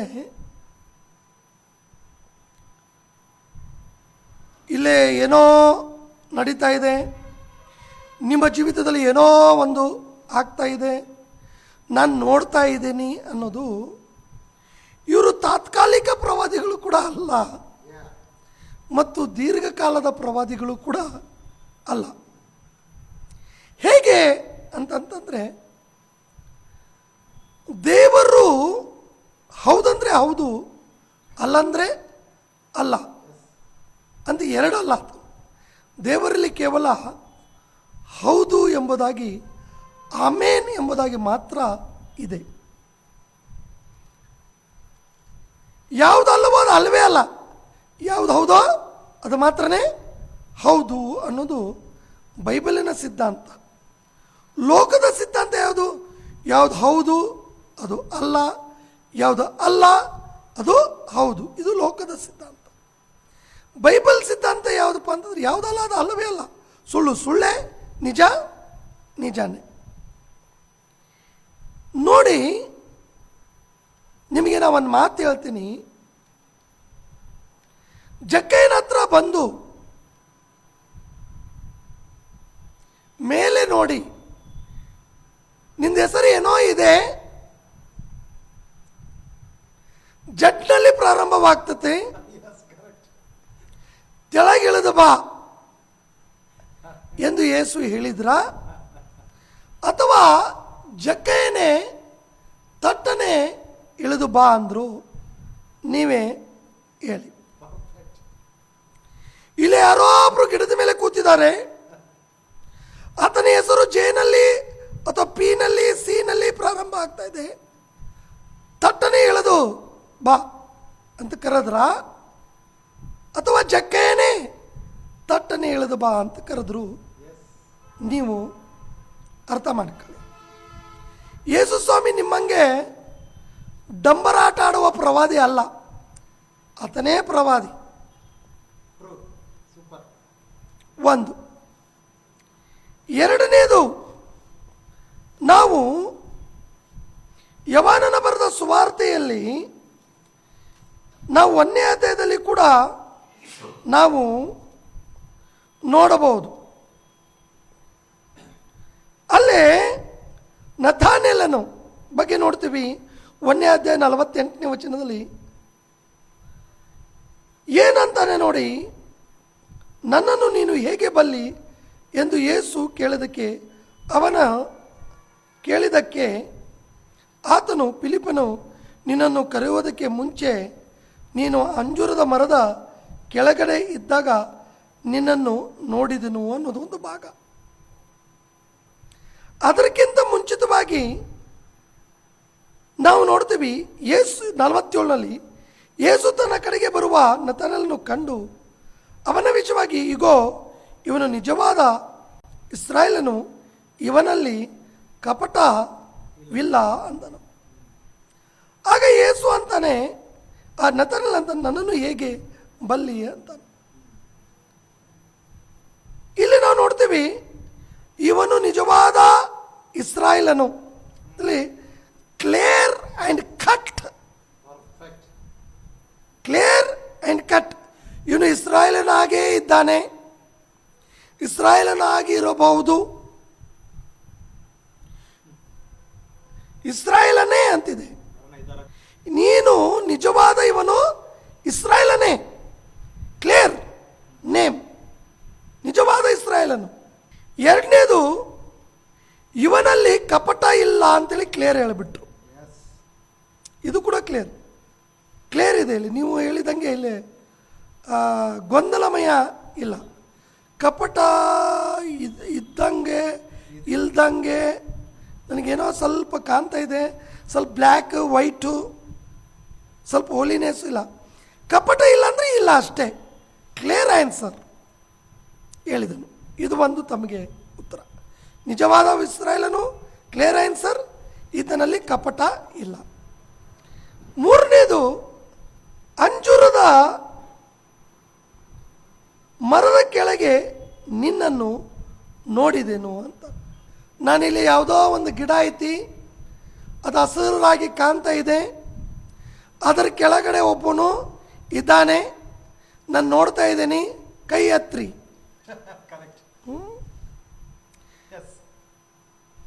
ಡೈರೆಕ್ಟ್ ಕ್ಲಿಯರ್ ಅಂಜೂರದ ಗಿಡ ಅಂದರೆ ಅಂಜೂರದ ಗಿಡನೇ ಅಂತಿದ್ದಾನೆ. ಯಾವುದೋ ಒಂದು ಗಿಡ ಅಲ್ಲ ಇದು ಅಂಜೂರದ ಗಿಡ ಅಂತ ಇದೆ. ಇದು ಕೂಡ ನಿಮಗೆ ಕ್ಲಿಯರ್ ಆನ್ಸರ್ ಅಂತ ನಾನು ನೆನೆಸ್ತೇನೆ. ಇವತ್ತಿನ ದಿನದಲ್ಲಿ ಬ್ಯಾಂಗ್ಳೂರಿನಲ್ಲಿ ಒಬ್ಬರು ಪ್ರವಾದಿ, ಅದು ವಿಡಿಯೋ ನೋಡ್ತಾ ಇದ್ದೆ ನಾನು, ಒಬ್ರು ಹಾಕಿದ್ದು, ದೊಡ್ಡ ಚರ್ಚಿನ ಪ್ರವಾದಿ. ಯಾವ ಪ್ರವಾದಿ ಅಂತಂದರೆ ದೊಡ್ಡ ಚರ್ಚಿನ ಪ್ರವಾದಿಯಾಗಿ ಕಾಣ್ತಾ ಇದ್ದಾರೆ. ನನಗೂ ನಿಮಗೂ ದೇವರ ದೃಷ್ಟಿಯಲ್ಲಿ ಮಾತ್ರ ತೋಳಾಗಿ ಕಾಣ್ತಾ ಇದ್ದಾರೆ. ಅವರು ಹೇಳ್ತಾರೆ, ಇಲ್ಲಿ ಒಬ್ರಿಗೆ ಈ ಪ್ರಾಬ್ಲಮ್ ಇದೆ, ದೇವರಿಗೆ ಹೇಳ್ತಾ ಇದ್ದಾನೆ, ಮುಟ್ತಾನೆ, ನೀವು 1, 2, 3, 4 ನಾನು ನಂಬರ್ ಏನಿಸ್ತೀನಿ, ಅವಾಗ ಬಂದುಬಿಡು, ನೀನು ನಾನು ಪ್ರೇರ್ ಮಾಡ್ತಾ ಇದ್ದೀನಿ, ಆಮ್ಯಾಗ ನೀವು ಬಂದ್ರೆ ಮಾಡೋದಿಲ್ಲ ಅಂತಲ್ಲ. ತೋರಿ ಸತ್ರ ಮೀಟಿಂಗ್ ಆಗೋವರೆಗೂ ಆಕೆ ಬಂದಿಲ್ಲ. ಇದ್ರ ತಾನೇ ಬರೋದು. ಹಾಗಾಗಿ ಈ ಡಂಬರಾಟದ ಪ್ರವಾದಿಗಳು ಎದ್ದೇಳಿ ಅಂದಿದ ತಕ್ಷಣ ಸ್ವಾಮಿ ವಿವೇಕಾನಂದ ಹೇಳಿದರು, ಎದ್ದೇಳ್ರಿ ಅಂತೇಳಿ, ಹೇಳಿರಿ ವೀರರೇ ಅಂತೇಳಿ ಹೇಳಿದ್ರಲ್ಲ. ಹಾಗೆ ಎದ್ದೇಳ್ರಿ ಅಂದ ತಕ್ಷಣ ಈ ಪ್ರವಾದಿಗಳು, ಕಳ್ಳ ಪ್ರವಾದಿಗಳು ನಾಯಿ ಕೊಡಿಗತಿ ಎದ್ದು ಬಿಟ್ಟಾವ. ಹೆಂಗೆದ್ದಿದ್ದಾವ್ರಿ? ನಾಯಿ ಕೊಡಿಗತಿ. ಗಮನದಲ್ಲಿಡ್ರಿ, ನಿಜವಾದ ಪ್ರವಾದಿಗಳಿಗೆ ವಿರುದ್ಧವಾಗಿ ನಾನೇನು ಹೇಳ್ತಾ ಇಲ್ಲ. I heartfully honour you. ದೇವರಿಂದ ನೇಮಿಸಲ್ಪಟ್ಟಂಥ ಪ್ರವಾದಿಗಳೇ, ನಿಮ್ಮನ್ನು ನಾನು ತಲೆಬಾಗಿಸಿ ಗೌರವಿಸ್ತೇನೆ. ದೇವರು ಹೇಳಿದ್ದನ್ನೇ ಮಾತ್ರ ಹೇಳುವಂಥ ಪ್ರವಾದಿಗಳೇ, ನಿಮಗೆ ನಾನು ತಲೆಬಾಗಿ ಗೌರವಿಸ್ತೇನೆ. ನಾನು ಹೇಳ್ತಾ ಇರೋದು ಕುರಿವೇಷದಲ್ಲಿರುವಂಥ ತೋಳುಗಳಿಗೆ. ಬಂದಿಲ್ಲ. ನಾಯಿ ಕುಡಿಗತಿ ಎದ್ದು ಬಿಟ್ಟಿದ್ದಾರೆ. ಹೇಗೆ ಎತ್ತಿದ್ದಾರೆ? ಒಂದು ಮಂಗ್ಯ ಏನ್ರಿ, ಒಂದು ಮಂಗ್ಯಗಳು ನೋಡ್ರಿಲ್ಲ, ನಿಮ್ಮ ಊರಾಗಿದ್ದಾವೆಲ್ಲ. ಯಾಕ್ರೆ ಟಿ ವಿ ನೋಡೋರು ನಿಮ್ಮ ಊರಾಗಿದ್ದಾವೆಲ್ಲ ಎಲ್ಲ. ಆ ಮಂಗ್ಯ ಒಂದು ಜಿಗಿತೈತಲ್ಲ, ಆ ಮಂಗ್ಯ ಜಿಗಿದಿತ್ತು ನೋಡಿ, ಇನ್ನೊಂದು ಮಂಗ್ಯ ಜಿಗಿತಾ ಇದೆ. ಅದಕ್ಕೆ ಸ್ಪಷ್ಟವಾಗಿ ಯೇಸು ಸ್ವಾಮಿ ಹೇಳ್ತಾ ಇದ್ದಾರೆ, ನೀನು ನಿಜವಾದ ಇಸ್ರಾಯೇಲನು, ನಿನ್ನಲ್ಲಿ ಕಪಟ ಇಲ್ಲ, ನೀನು ಅಂಜೂರದ ಮರದ ಕೆಳಗಡೆ ಕುಂತಾಗೆ ನಾನು ನೋಡಿದ್ದೇನೆ. ಕ್ರಿಸ್ಟಲ್ ಕ್ಲಿಯರ್ ಆಗಿ ಪ್ರವಾದನೆ ಹೇಳಿದ್ದ ನಿಜವಾದ ಪ್ರವಾದಿ ಯೇಸು ಕ್ರಿಸ್ತ.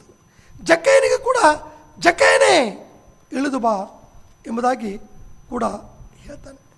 ಹೀಗೆ ಯೇಸು ಕ್ರಿಸ್ತನ ಜೀವಿತದಲ್ಲಿ ಅನೇಕ ಪ್ರವಾದನೆಗಳು ಡೈರೆಕ್ಟ್ ಆ್ಯಂಡ್ ಕ್ಲಿಯರ್ ಆಗಿ ಹೇಳಿದ್ದವೆ. ಯಾವಾಗೂ ಪ್ರವಾದಿ ದೇವರಿಂದ ಹೇಳಲ್ಪಟ್ಟ ಪ್ರವಾದನೆಗಳು ಕ್ಲಿಯರ್ ಆಗಿ ಇರ್ತವೆ. ಆದರೆ ಬೈಬಲ್ನಲ್ಲಿ ಒಂದೇ ಒಂದು ಕಡೆ ಇದೆ, ನನಗೆ ಯಾರೋ ಮುಟ್ಟಿದ್ರು, ನನ್ನಿಂದ ಶಕ್ತಿ ಹೋಯಿತು ಅಂತೇಳಿ. ಇದನ್ನು ತಗೊಂಡು ನೀವೇನಾದರೂ ವಾದ ಮಾಡ್ತಾ ಇದ್ದರೆ ದಯವಿಟ್ಟು ನನ್ನ ಹತ್ರ ಬರ್ರಿ, ನಿಮಗೆ ಯಾರು ಮುಟ್ತಾರೆ ನಾವು ನೋಡ್ತೀವಿ, ನಿಮ್ಮಿಂದ ಯಾವ ಶಕ್ತಿ ಹೋಗ್ತೈತಿ ಆ ವಿಷಯ ಬೇರೆ. ಯಾರೋ ನನಗೆ ಮುಟ್ಟಿದ್ರು, ಮತ್ತು ಏನಂತಾರೆ, ನನ್ನಿಂದ ಶಕ್ತಿ ಹೋಯಿತು. ಹಾಗೆ ಯಾರೋ ಒಬ್ಬರು ಮುಟ್ಟಿದ್ರು, ಯಾರೋ ಒಬ್ಬರು ಹೋದರು ಎಂಬ ಇದನ್ನು ಮಾಡಬೇಡ್ರಿ. ಪ್ರವಾದನೆ ಬೇರೆ, ಮುಟ್ಟುವಿಕೆನೇ ಬೇರೆ. ಅದು ಸ್ವಸ್ಥತೆ ಎಂಬ ಒಂದು ಕಾರ್ಯಕ್ರಮ ತಾವು ಇಟ್ಕೊಳ್ರಿ. ಸ್ವಸ್ಥತೆ, ದೈವಿಕ ಸ್ವಸ್ಥತೆ, ಬದುಕಿದಾವೋ ಸತ್ತಿದಾವೋ ಎಂಬುದಾಗಿ ಇಟ್ಕೊಳ್ರಿ. ಅದರಲ್ಲಿ ಆ ಪ್ರಸ್ತಾಪ ಎತ್ತಿ ನಾವು ಮಾತಾಡೋಣ. ಸರಿ, ಕ್ಲಿಯರ್ ಇರ್ತೈತಿ ಅನ್ನೋದು ನಾನು ಅನೇಕ ಲೇಖನಗಳು ತೋರಿಸಿದೆ. ಇನ್ನೂ ಸಮಯ ತಾವು ಕೊಟ್ಟರೆ ಇನ್ನೂ ಎಷ್ಟು ಕ್ಲಿಯರ್ ಬೇಕೋ ಅಷ್ಟು ತಮಗೆ ಕ್ಲಿಯರ್ ನಾನು ಹೇಳ್ತೇನೆ. ಎಸ್, ದೇವರಿಗೆ ಸ್ತೋತ್ರ. ಅಂದರೆ ನನಗೆ ಕ್ಲಾರಿಟಿ ಅಲ್ಲ, ಕೇಳುವಂಥ ಎಲ್ಲರಿಗೆ ಕೂಡ ಕ್ಲಾರಿಟಿಗಾಗಿ. ಯಾಕಂದರೆ ಇವತ್ತು ಅನೇಕರು ಅಮಾಯಕವಾಗಿ ಸುಳ್ಳು ಪ್ರವಾದಿಗಳನ್ನು, ಸುಳ್ಳು ಪ್ರವಚನೆಗಳನ್ನು ಸಭೆಗೆ ಮತ್ತು ತಮಗೆ ಯಾವುದೇ ಪ್ರಯೋಜನವಿಲ್ಲದಂಥ, ದೈವಿಕವಾದ ಕ್ಷೇಮಾಭಿವೃದ್ಧಿ ತರದೇ ಇರುವಂತಹ ಅಥವಾ ಪಾಪದಲ್ಲಿ ಇದ್ದರೆ ಅದು ಎಚ್ಚರಿಕೆಯಾಗಿ ಬರುವಂಥದ್ದು ಅಲ್ಲದೆ, ಅಥವಾ ದುಃಖದಲ್ಲಿ ಸಂಕಷ್ಟದಲ್ಲಿರುವಾಗ ಆದರಣೆಯನ್ನು ಕೊಡುವಂಥದ್ದಾಗಿ ಇರದೆ, ಸುಮ್ಮನೆ ಈ ರೀತಿಯಲ್ಲಿ ಮೋಸ ಮಾಡುವಂತಹ ಪ್ರವಾದನೆ ಮತ್ತು ಪ್ರವಾದಿಗಳ ವಿಷಯದಲ್ಲಿ ಸಭೆಯು ಜಾಗರೂಕತೆಯಿಂದ ಇರಬೇಕು. ಯಾವಾಗಲೂ ಕೂಡ ದೇವರು ಮಾತನಾಡಿದ್ರೆ ಸ್ಪಷ್ಟವಾಗಿ ಮಾತನಾಡ್ತಾನೆ ಬಿಟ್ಟು ಅಸ್ಪಷ್ಟವಾಗಿ, ಈಗ ಹೇಳಿದ ಪ್ರಕಾರ ನಿನ್ನ ಹೆಸರು ಎ ಇಂದ ಸ್ಟಾರ್ಟ್ ಆಗುತ್ತೆ, ಎಸ್ ಇಂದ ಸ್ಟಾರ್ಟ್ ಆಗುತ್ತೆ ಅಂದರೆ ದೇವರು ಆ ರೀತಿ ಅಸ್ಪಷ್ಟವಾಗಿ ಅವಹೇಳನಕರವಾಗಿ ಮಾತನಾಡೋದಿಲ್ಲ. ಈಗ ಸೇವಕರು ಹೇಳಿದ ಪ್ರಕಾರ ಜಕ್ಕಯ್ಯನೇ ಡೈರೆಕ್ಟ್ ಅವ್ರನ್ನ ಕರೆದು ಬಿಟ್ಟರು, ಅವ್ರು ಕೆಳಗಿಳಿದ್ರು. ದೇವರಿಗೆ ಸ್ತೋತ್ರ. ಅಲ್ಲಿ ದೇವರ ಕಾರ್ಯವಾಯಿತು, ಪಶ್ಚಾತ್ತಾಪವಾಯಿತು, ಅದ್ಭುತವಾದ ಕಾರ್ಯವನ್ನು ಅಲ್ಲಿ ನಾವು ನೋಡ್ತಾ ಇದ್ದೀವಿ, ಪರಿವರ್ತನೆಯನ್ನು ನಾವು ನೋಡ್ತಾ ಇದ್ದೀವಿ. ಪ್ರಿಯರೇ, ಆ ರೀತಿಯಲ್ಲಿ ನಾವು ಅನೇಕ ವಿಷಯಗಳನ್ನು ಇವತ್ತು ತಿಳಿದುಕೊಂಡಿದ್ದೇವೆ. ಈಗ ಇನ್ನೊಂದು ಕ್ಲಾರಿಟಿ ಕೂಡ ತಗೊಳ್ಳೋಣ. ಈಗ ಒಂದು ವೇಳೆ ಸೋದಿ, ಈಗಾಗಲೇ ನಾನು ಹೇಳಿನಲ್ಲ, ಸೋದಿ ಹೇಳುವವರು ಒಂದು 5 ವಿಷಯಗಳನ್ನು ಹೇಳುವುದಾದರೆ ಖಂಡಿತವಾಗಿ 3 ನೆರವೇರುತ್ತೆ, ಅದರಲ್ಲಿ 3 ಸತ್ಯವಾಗಿರುತ್ತೆ, ಮಿಕ್ಕಿದ್ದು 2 ಫೇಲ್ ಆಗಿರುತ್ತೆ. ಬಟ್ ನಮ್ಮ ದೃಷ್ಟಿಕೋನ ಅಬ್ಬಬ್ಬಬ್ಬಬ್ಬ 3 ಹೇಳಿದ್ರಲ್ರಿ, ಹಾಗಾಗಿ ಅವರು ಸತ್ಯವಂತರು ಎಂಬುದಾಗಿ ನಾವು ನಂಬುತ್ತೇವೆ. ಇದೇ ರೀತಿಯಲ್ಲಿ ಕ್ರೈಸ್ತ ಸೋದಿಗಳು, ಕ್ರೈಸ್ತರಲ್ಲಿ ಕೂಡ ಈ ಸೋದಿ ಹೇಳುವಂತಹ ಅಥವಾ ಜಾತಕಗಳನ್ನು ಹೇಳುವಂಥ ಕೆಲವೊಂದು ಸುಳ್ಳು ಪ್ರವಾದಿಗಳಿದ್ದಾರೆ. ಅವರು ಹೇಳ್ತಾ ಇರ್ತಾರೆ, ನಿನಗೆ ಅದಾಗುತ್ತೆ, ಇದಾಗುತ್ತೆ, ಅದೇ ಆಗುತ್ತೆ, ಒಂದು 5-6 ವಿಷಯಗಳು ಹೇಳಿಬಿಡ್ತಾರೆ. ಖಂಡಿತವಾಗಿ 5 ವಿಷಯಗಳು ನೆರವೇರುತ್ತೆ, 6 ವಿಷಯದಲ್ಲಿ 5 ನೆರವೇರುತ್ತೆ.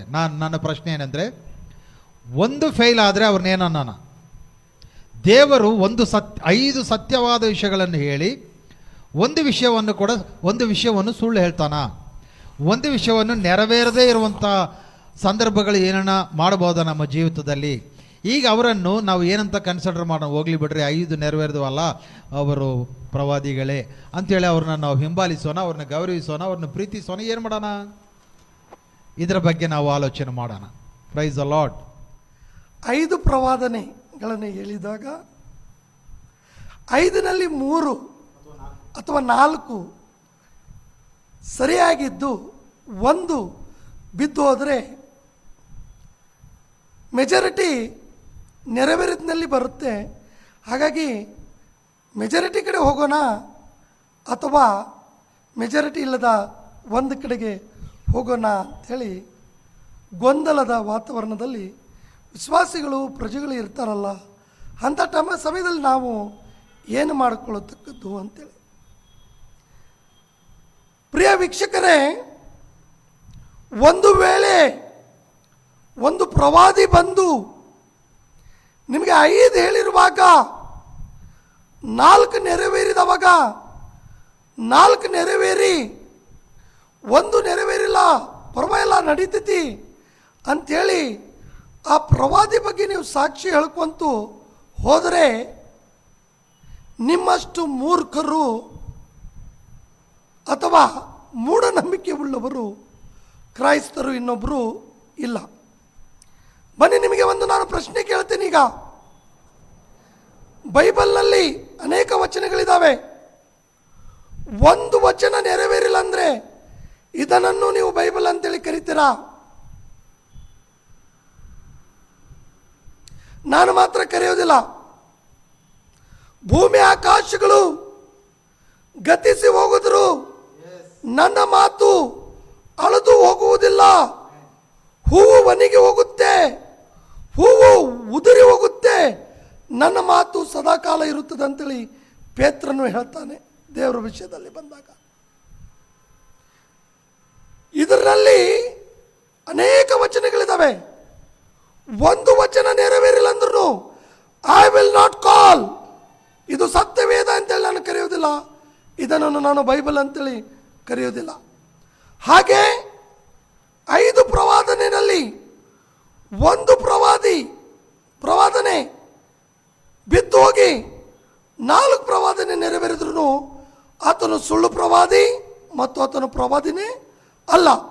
ಬನ್ನಿ, ನನ್ನೊಟ್ಟಿಗೆ ಸ್ವಾಮ್ಯಲನ್ನು ಬರೆದ ಗ್ರಂಥ 1ನೇ ಸ್ವಾಮ್ಯವೇಲ 3ನೇ ಅಧ್ಯಾಯ 19ನೇ ವಚನದ ಪ್ರಕಾರ ಸ್ವಾಮಿಲನು ದೊಡ್ಡನಾಗುತ್ತಾ ಬಂದನ ಅಷ್ಟೇ, ಯೆಹೋವನು ಸ್ವಾಮಿಲನ ಸಂಗಡ ಇದ್ದದರಿಂದ ಅವನ ಪ್ರವಾದನೆಗಳಲ್ಲಿ ಒಂದು ಬಿದ್ದು ಹೋಗಲಿಲ್ಲ. ಒಂದು ಕೂಡ ಬಿದ್ದು ಹೋಗಲಿಲ್ಲ. ಯೆಹೋವನಿಂದ ನೇಮಿಸಲ್ಪಟ್ಟಂತ ನಿಜವಾದ ಪ್ರವಾದಿಯಾದ ಸ್ವಾಮಿಲಿನ ಪ್ರವಾದನೆಗಳಲ್ಲಿ ಒಂದು ಬಿದ್ದು ಹೋಗೋದಿಲ್ಲ. 100 ಹೇಳಿದ್ರು, 1 ಹೇಳಿದ್ರು, 5 ಹೇಳಿದ್ರು, 10 ಹೇಳಿದ್ರು, ಯೆಹೋವನ ಹೆಸರಿನಲ್ಲಿ ಹೇಳಿದ ಪ್ರತಿಯೊಂದು ಪ್ರವಾದನೆ ನೆರವೇರಿದರೆ ಮಾತ್ರ ಆತನು ಪ್ರವಾದಿ, ಇಲ್ಲದಿದ್ದರೆ ಆತನು ಪ್ರವಾದಿ ಅಲ್ಲ ಎಂಬುದಾಗಿ ಥೋರಾ ಹೇಳ್ತದೆ. ಥೋರಾ ಅಂದರೆ ಧರ್ಮಶಾಸ್ತ್ರದಲ್ಲಿ ನೀವು ಮೋಶೆ ಬರೆದಂಥ ಧರ್ಮಶಾಸ್ತ್ರದಲ್ಲಿ ಕೂಡ ನೀವು ನೋಡಬಹುದು. ಹಾಗಾಗಿ ಈ ವಚನ ಮತ್ತು ಮೋಶೆ ಧರ್ಮಶಾಸ್ತ್ರದ ಪ್ರಕಾರ ಆತನು ಪ್ರವಾದಿ ಅಲ್ಲ, ಪ್ರವಾದಿ ಆಗಲಿಕ್ಕೆ ಸಾಧ್ಯನೇ ಇಲ್ಲ. ನೀವು ಕಾಂಪ್ರಮೈಸ್ ಮಾಡ್ಕೋತಾ ಇದ್ರೆ ನೀವು ಅವನು ಅಲ್ಲಿಗೆ ಅಂತು. ಹೆಂಗಂದ್ರೆ ನೀವು ಅದೇನೋ ಒಂದು ಗಾದಿ ಮಾತಿದೆ, ಇಲ್ಲಿ ಹೇಳಬಾರ್ದು, ಏನೋ ಅಂತಾರೆ, ಅದು ಹೇಳಬಾರ್ದು, ಹೇಳೋದಿಲ್ಲ. ಆದರೆ ಆತನು ಕಳ್ಳ, ಆತನ ಮಾತು ನಂಬಿದಂಥ ನೀವು ಕೂಡ ಕಳ್ಳರು ಎಂಬುದಾಗಿ ನನ್ನ ಅಭಿಪ್ರಾಯ. ತೀರ್ಪು ತೀರಿಸ್ತಾ ಇಲ್ರಿ, ಇದ್ದಿದ್ದು ವಾಕ್ಯ ಹೇಳ್ತಾ ಇದ್ದೇನೆ ರೀ. ಮತ್ತು ಅದಕ್ಕೊಂದು ನೀವು ನಿಂತು ನಮಗೆ ತೀರ್ಪು ತೀರಿಸಬಾರ್ದು, ತೀರ್ಪು ತೀರಿಸಿದರೆ ನಿನಗೂ ತೀರ್ಪಾಗತ್ತೆ, ನೀನು ಯಾರು ಇನ್ನೊಬ್ಬರ ವಿಷಯದಲ್ಲಿ ತೀರ್ಪು ತೀರಿಸಲಿಕ್ಕೆ ಅಂತೇಳಿ ನೀವು ನನಗೆ ಬಗ್ಗೆ ನೀವು ವಾದ ಮಾಡಿಕೊಂಡ್ರೆ ಅದು ನಿಮ್ಮ ಆತ್ಮಸಾಕ್ಷಿಕಿದ್ರೆ ಮಾಡಿಕೊಳ್ಳ್ರಿ. ಒಂದು ಪ್ರವಾದನೆ ಬಿದ್ದೋದ್ರೂ ಕೂಡ ಆತ ನಿಜವಾದ ಪ್ರವಾದಿ ಅಲ್ಲ ಎಂಬುದಾಗಿ ಈ ವಾಕ್ಯ ಅನುಸಾರವಾಗಿ ಪಾಸ್ಟರ್ ನಾನು ಸ್ಪಷ್ಟವಾಗಿ ನಾನು ವ್ಯಾಖ್ಯಾನ ಮಾಡ್ತಾ ಇದ್ದೇನೆ. ಅರಣ್ಯಕಾಂಡದಲ್ಲಿ ಕೂಡ ನಾವು ನೋಡ್ಬೋದು, ಅದರಲ್ಲಿ 18ನೇ ಅಧ್ಯಾಯದಲ್ಲಿ 22ನೇ ವಚನದಲ್ಲಿ ಒಬ್ಬ ಪ್ರವಾದಿ ತಾನು ಯೆಹೋವನಿಂದ ಕಳಿಸಲ್ಪಟ್ಟವನು ಎಂದು ಹೇಳಿಕೊಂಡ್ರೆ ಅವನು ಹೇಳಿದ ಮಾತುಗಳು ನೆರವೇರದೆ ಹೋದರೆ ಆಗ ಆ ವಿಷಯಗಳೆಲ್ಲವೂ ಕೂಡ ಯೆಹೋವನು ಹೇಳಿಲ್ಲವೆಂದು ನಿಮಗೂ ಎಲ್ಲವೂ ಯಾವುದು ಯೆಹೋವನು ಹೇಳಿಲ್ಲವೆಂದು ಗೊತ್ತಾಗತ್ತೆ. ಹಾಗಾಗಿ ಪ್ರಿಯರೇ, ನಾವು ಕೊನೆ ಸಮಯಕ್ಕೆ ಬಂದಿದೆ. ಅನೇಕ ವಿಷಯಗಳ ಬಗ್ಗೆ ನಾವು ತಿಳಿದುಕೊಂಡಿದ್ದೇವೆ, ಕ್ಲಾರಿಟಿ ಬಂದಿದೆ. ಯಾಕಂದರೆ ಮೊದಲನೇದಾಗಿ ನಾವು ಪ್ರವಾದಿ ಅಂದರೆ ಯಾರು? ಪ್ರವಾದಿ ದೇವರ ಬಾಯಿಯಾಗಿರ್ತಾನೆ. ಪ್ರವಾದಿ ವರ್ತಮಾನ ಭೂತ ಭವಿಷ್ಯತ್ ಕಾಲಗಳನ್ನು ದೇವರ ಮೂಲಕ ಹೇಳುವನಾಗಿರ್ತಾನೆ. ಪ್ರವಾದಿ ಹೇಳುವಾಗ ಅದು ಸಭೆಗೆ ಅಥವಾ ವ್ಯಕ್ತಿಗೆ ಕ್ಷೇಮಾಭಿವೃದ್ಧಿಯನ್ನು ಮತ್ತು ಎಚ್ಚರಿಕೆಯನ್ನು ಮತ್ತು ಆದರಣೆಯನ್ನು ಉಂಟು ಮಾಡುವಂಥದ್ದು ಆಗಿದೆ ಎಂಬುದಾಗಿ ಪ್ರವಾದಿ ಬಗ್ಗೆ ನಾವು ತಿಳಿದುಕೊಂಡಿದ್ದೇವೆ ಪ್ರಿಯರೇ. ಮತ್ತು ಪ್ರವಚನ ಅಂದರೆ ಏನು, ಪ್ರವಚನಗಳಿಂದ ಪ್ರಯೋಜನವೇನು, ಸುಳ್ಳು ಪ್ರವಾದಿಗಳ ವಿಷಯದಲ್ಲಿ ಅನೇಕ ವಿಷಯಗಳನ್ನು ನಾವು ತಿಳಿದುಕೊಂಡಿದ್ದೇವೆ. ಈಗ ಕೊನೆ ವಿಷಯಕ್ಕೆ ನಾವು ಬಂದಿದ್ದೇವೆ. ಈಗ ಹೊಸ ಒಡಂಬಡಿಕೆಯ ಪ್ರವಾದಿ ಯಾರಾಗಿರ್ಬೋದು? ದೇವರು ಪ್ರತ್ಯೇಕವಾದ ಪ್ರವಾದಿಗಳನ್ನು ಆರಿಸಿಕೊಳ್ತಾನೆ. ಯಾಕಂದರೆ ಅಪೋಸ್ತಲರು, ಪ್ರವಾದಿಗಳು ಮತ್ತು ಸುವಾರ್ತಿಕರು, ದೇವರ ಸೇವೆ ಮಾಡುವವರು, ಈ ರೀತಿಯಲ್ಲಿ ದೇವರು ಪ್ರತ್ಯೇಕವಾದ ರೀತಿಯಲ್ಲಿ ಅವರಿಗೆ ವರಗಳನ್ನು ಕೊಟ್ಟು ಆರಿಸಿಕೊಳ್ಳುವುದು ಉಂಟು. ಮತ್ತು ಅಷ್ಟು ಮಾತ್ರವಲ್ಲದೆ ಮೊದಲನೇ ಕೊರಿಂಥಿ 14:31ನೇ ವಚನದ ಪ್ರಕಾರ ನಾವು ನೋಡುವಾಗ ಅಲ್ಲಿ ನೀವೆಲ್ಲರೂ ಒಬ್ಬರಾದ ನಂತರ ಒಬ್ಬರು ಪ್ರವಾದಿಸಬಹುದು ಎಂಬುದಾಗಿ ಪೌಲ್ ಹೇಳ್ತಾನೆ. ಒಬ್ಬರಾದ ನಂತರ ಒಬ್ಬರು ಪ್ರವಾದಿಸಬಹುದು. ಈ ರೀತಿಯಲ್ಲಿ ಎಲ್ಲ ಜನರು ಕಲಿತುಕೊಳ್ಳುವವರು ಮತ್ತು ಪ್ರೋತ್ಸಾಹಿತರಾಗುವರು ಎಂಬುದಾಗಿ ಅಲ್ಲಿ ಈ ಪ್ರವಾದನದ ಬಗ್ಗೆ ಅಲ್ಲಿ ಬರೆಯಲ್ಪಟ್ಟಿದೆ. ಪೌಲ್ ಹೇಳ್ತಾ ಇದ್ದಾನೆ, ಅಂದರೆ ದೇವರು ಆರಿಸಿಕೊಳ್ಳುವಂಥ ಪ್ರವಾದಿ ದೇವರ ಮಾತುಗಳನ್ನು, ವರ್ತಮಾನ ಭೂತ ಭವಿಷ್ಯತ್ ಕಾಲದ ವಿಷಯಗಳನ್ನು ಜನರಿಗೆ ಸಭೆಯ ಕ್ಷೇಮಾಭಿವೃದ್ಧಿಗಾಗಿ ತಿಳಿಪಡಿಸುವವನು. ಓಕೆ, ಈಗ ಇಲ್ಲಿ ಪೌಲನ್ ಇನ್ನೊಂದು ವಿಷಯವನ್ನು ಹೇಳ್ತಾ ಇದ್ದಾನೆ. ಅದೇನೆಂದರೆ ಎಲ್ಲರೂ ಕೂಡ ಕಲಿತುಕೊಳ್ಳಬಹುದು, ಎಲ್ಲರೂ ಕೂಡ ಪ್ರವಾದಿಗಳಾಗ್ಬೋದು, ಪ್ರವಾದನೆ ಕೊಡಬಹುದು. ಇದರ ಬಗ್ಗೆ ಕೂಡ ನಾವು ಒಂದು ಕ್ಲಾರಿಟಿ ತಕ್ಕೊಂಡು ಇವತ್ತು ನಾವು ಮುಗಿಸಿಕೊಳ್ಳೋಣ, ಪ್ರಾರ್ಥನೆ ಮಾಡಿಕೊಳ್ಳೋಣ. ಈ ಸಮಯವನ್ನು ನಾನು ಸೇವಕರಿಗೆ ಕೊಡ್ತೇನೆ. ಯಾಕಂದರೆ ಇವತ್ತು ಅವರನ್ನು ಉಪಯೋಗಿಸಬೇಕು ಎಂಬುದಾಗಿ ಕರ್ತನು ಅವರನ್ನು ಆರಿಸಿಕೊಂಡಿದ್ದಾನೆ. ಅವರ ಮೂಲಕ ನಾವು ಅನೇಕ ವಿಷಯಗಳನ್ನು ತಿಳಿದುಕೊಳ್ಳುವಂತೆ ಈ ಸಮಯವನ್ನು ನಾನು ಅವರಿಗೆ ಕೊಡ್ತಾ ಇದ್ದೀನಿ. ಎಲ್ಲರೂ ಪ್ರವಾದಿಗಳ ಅಥವಾ ಕೆಲವರು ಪ್ರವಾದಿಗಳ ಅಂತೇಳಿ ಇದನ್ನು ಬೈಬಲ್ ಎರಡು ರೀತಿಯಾಗಿ ವಿವರಿಸ್ತದೆ. 2 ಟೈಪ್ ಯಾವ್ದು? ಹೇಗೆ ಪ್ರಿಯ ವೀಕ್ಷಕರೇ ಎರಡು ರೀತಿಯಾಗಿ ವಿವರಿಸ್ತದೆ ಅಂದರೆ, ದೇವರು ಸಭೆಯಲ್ಲಿ ಮೊದಲನೇದಾಗಿ ಅಪೋಸ್ತಲರನ್ನು ಇಟ್ಟಿದ್ದಾನೆ, ಎರಡನೇದಾಗಿ ಪ್ರವಾದಿಗಳನ್ನು ಇಟ್ಟಿದ್ದಾನೆ ಅಂತೇಳಿ ಕೊರಿಂಥದವರಿಗೆ ಬರೆದ ಪತ್ರಿಕೆಯಲ್ಲಿ 12ನೇ ಅಧ್ಯಾಯ 27ನೇ ವಚನದ ಕೆಳಗಡೆ ನಾವು ನೋಡಬಹುದು. ಅದೇ ಸಮಯದಲ್ಲಿ ಎಫೆಸದವರಿಗೆ ಬರೆದ ಪತ್ರಿಕೆಯಲ್ಲಿ ಕೂಡ 5-fold ಮಿನಿಸ್ಟ್ರಿದಲ್ಲಿ ಕೂಡ ನಾವು ಸಭೆ ಕ್ಷೇಮಾಭಿವೃದ್ಧಿಗಾಗಿ ದೇವರು ಪ್ರವಾದಿಗಳನ್ನು ಅಲ್ಲಿ ಕೂಡ ಇಟ್ಟಿದ್ದನ್ನು ಪೌಲವರು ಹೇಳ್ತಾರೆ.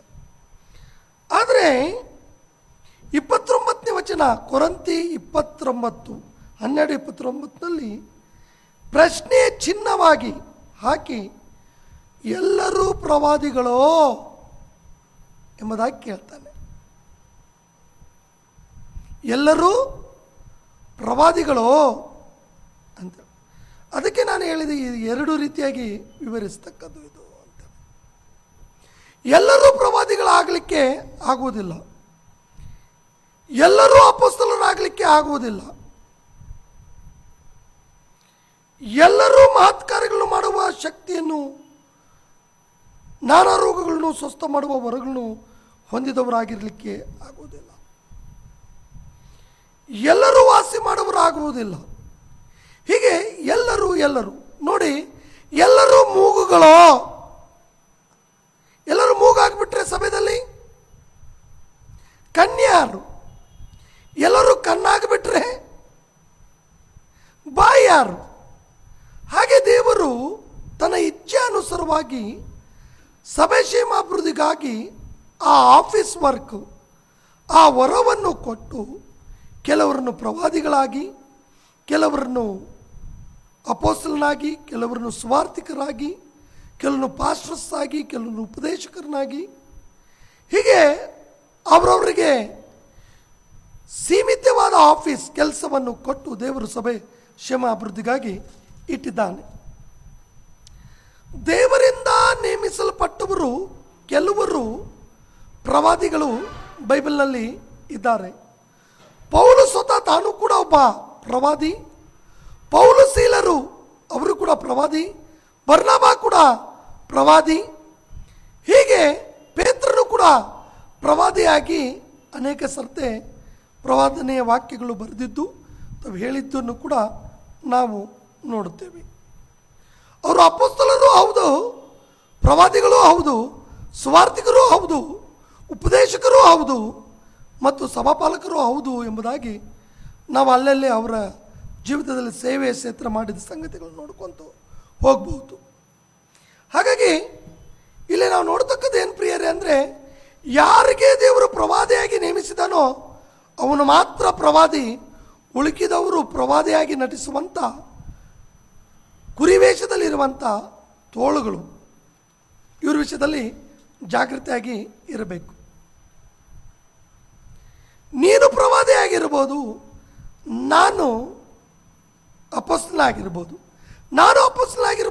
ನೀನು ಪ್ರವಾದಿಯಾಗಿರ್ಬೋದು. ಯಾವ್ಯಾವ ವರ ಕೊಟ್ಟಿದ್ದಾನೆ, ಆ ಪವಿತ್ರಾತ್ಮನು ಯಾವುದು ಆಪರೇಟ್ ಮಾಡ್ತಿದ್ದಾನೆ, ಅದರಲ್ಲಿ ಪವಿತ್ರಾತ್ಮನ ಹತ್ರ ಕೂತ್ಕೊಂಡು ಪ್ರಾರ್ಥನೆ ಮಾಡಿ ಆತನ ಆಳ್ವಿಕೆಯಲ್ಲಿ ಹೋಗೋದು ಭಾಳ ಉತ್ತಮ. ಇಲ್ಲೇ ಏನೋ ಬುಡುಬುಡಿಕೆ ಹೇಳಿದಂಗೆ ಹೇಳ್ಕೊಂತ ಎಲ್ಲರೂ ಪ್ರವಾದಿಗಳಾಗ್ತಿದ್ದಾರೆ. ದಟ್ ಇಸ್ ನಾಟ್ ಕರೆಕ್ಟ್, ಅದು ಸರಿ ಅಲ್ಲ.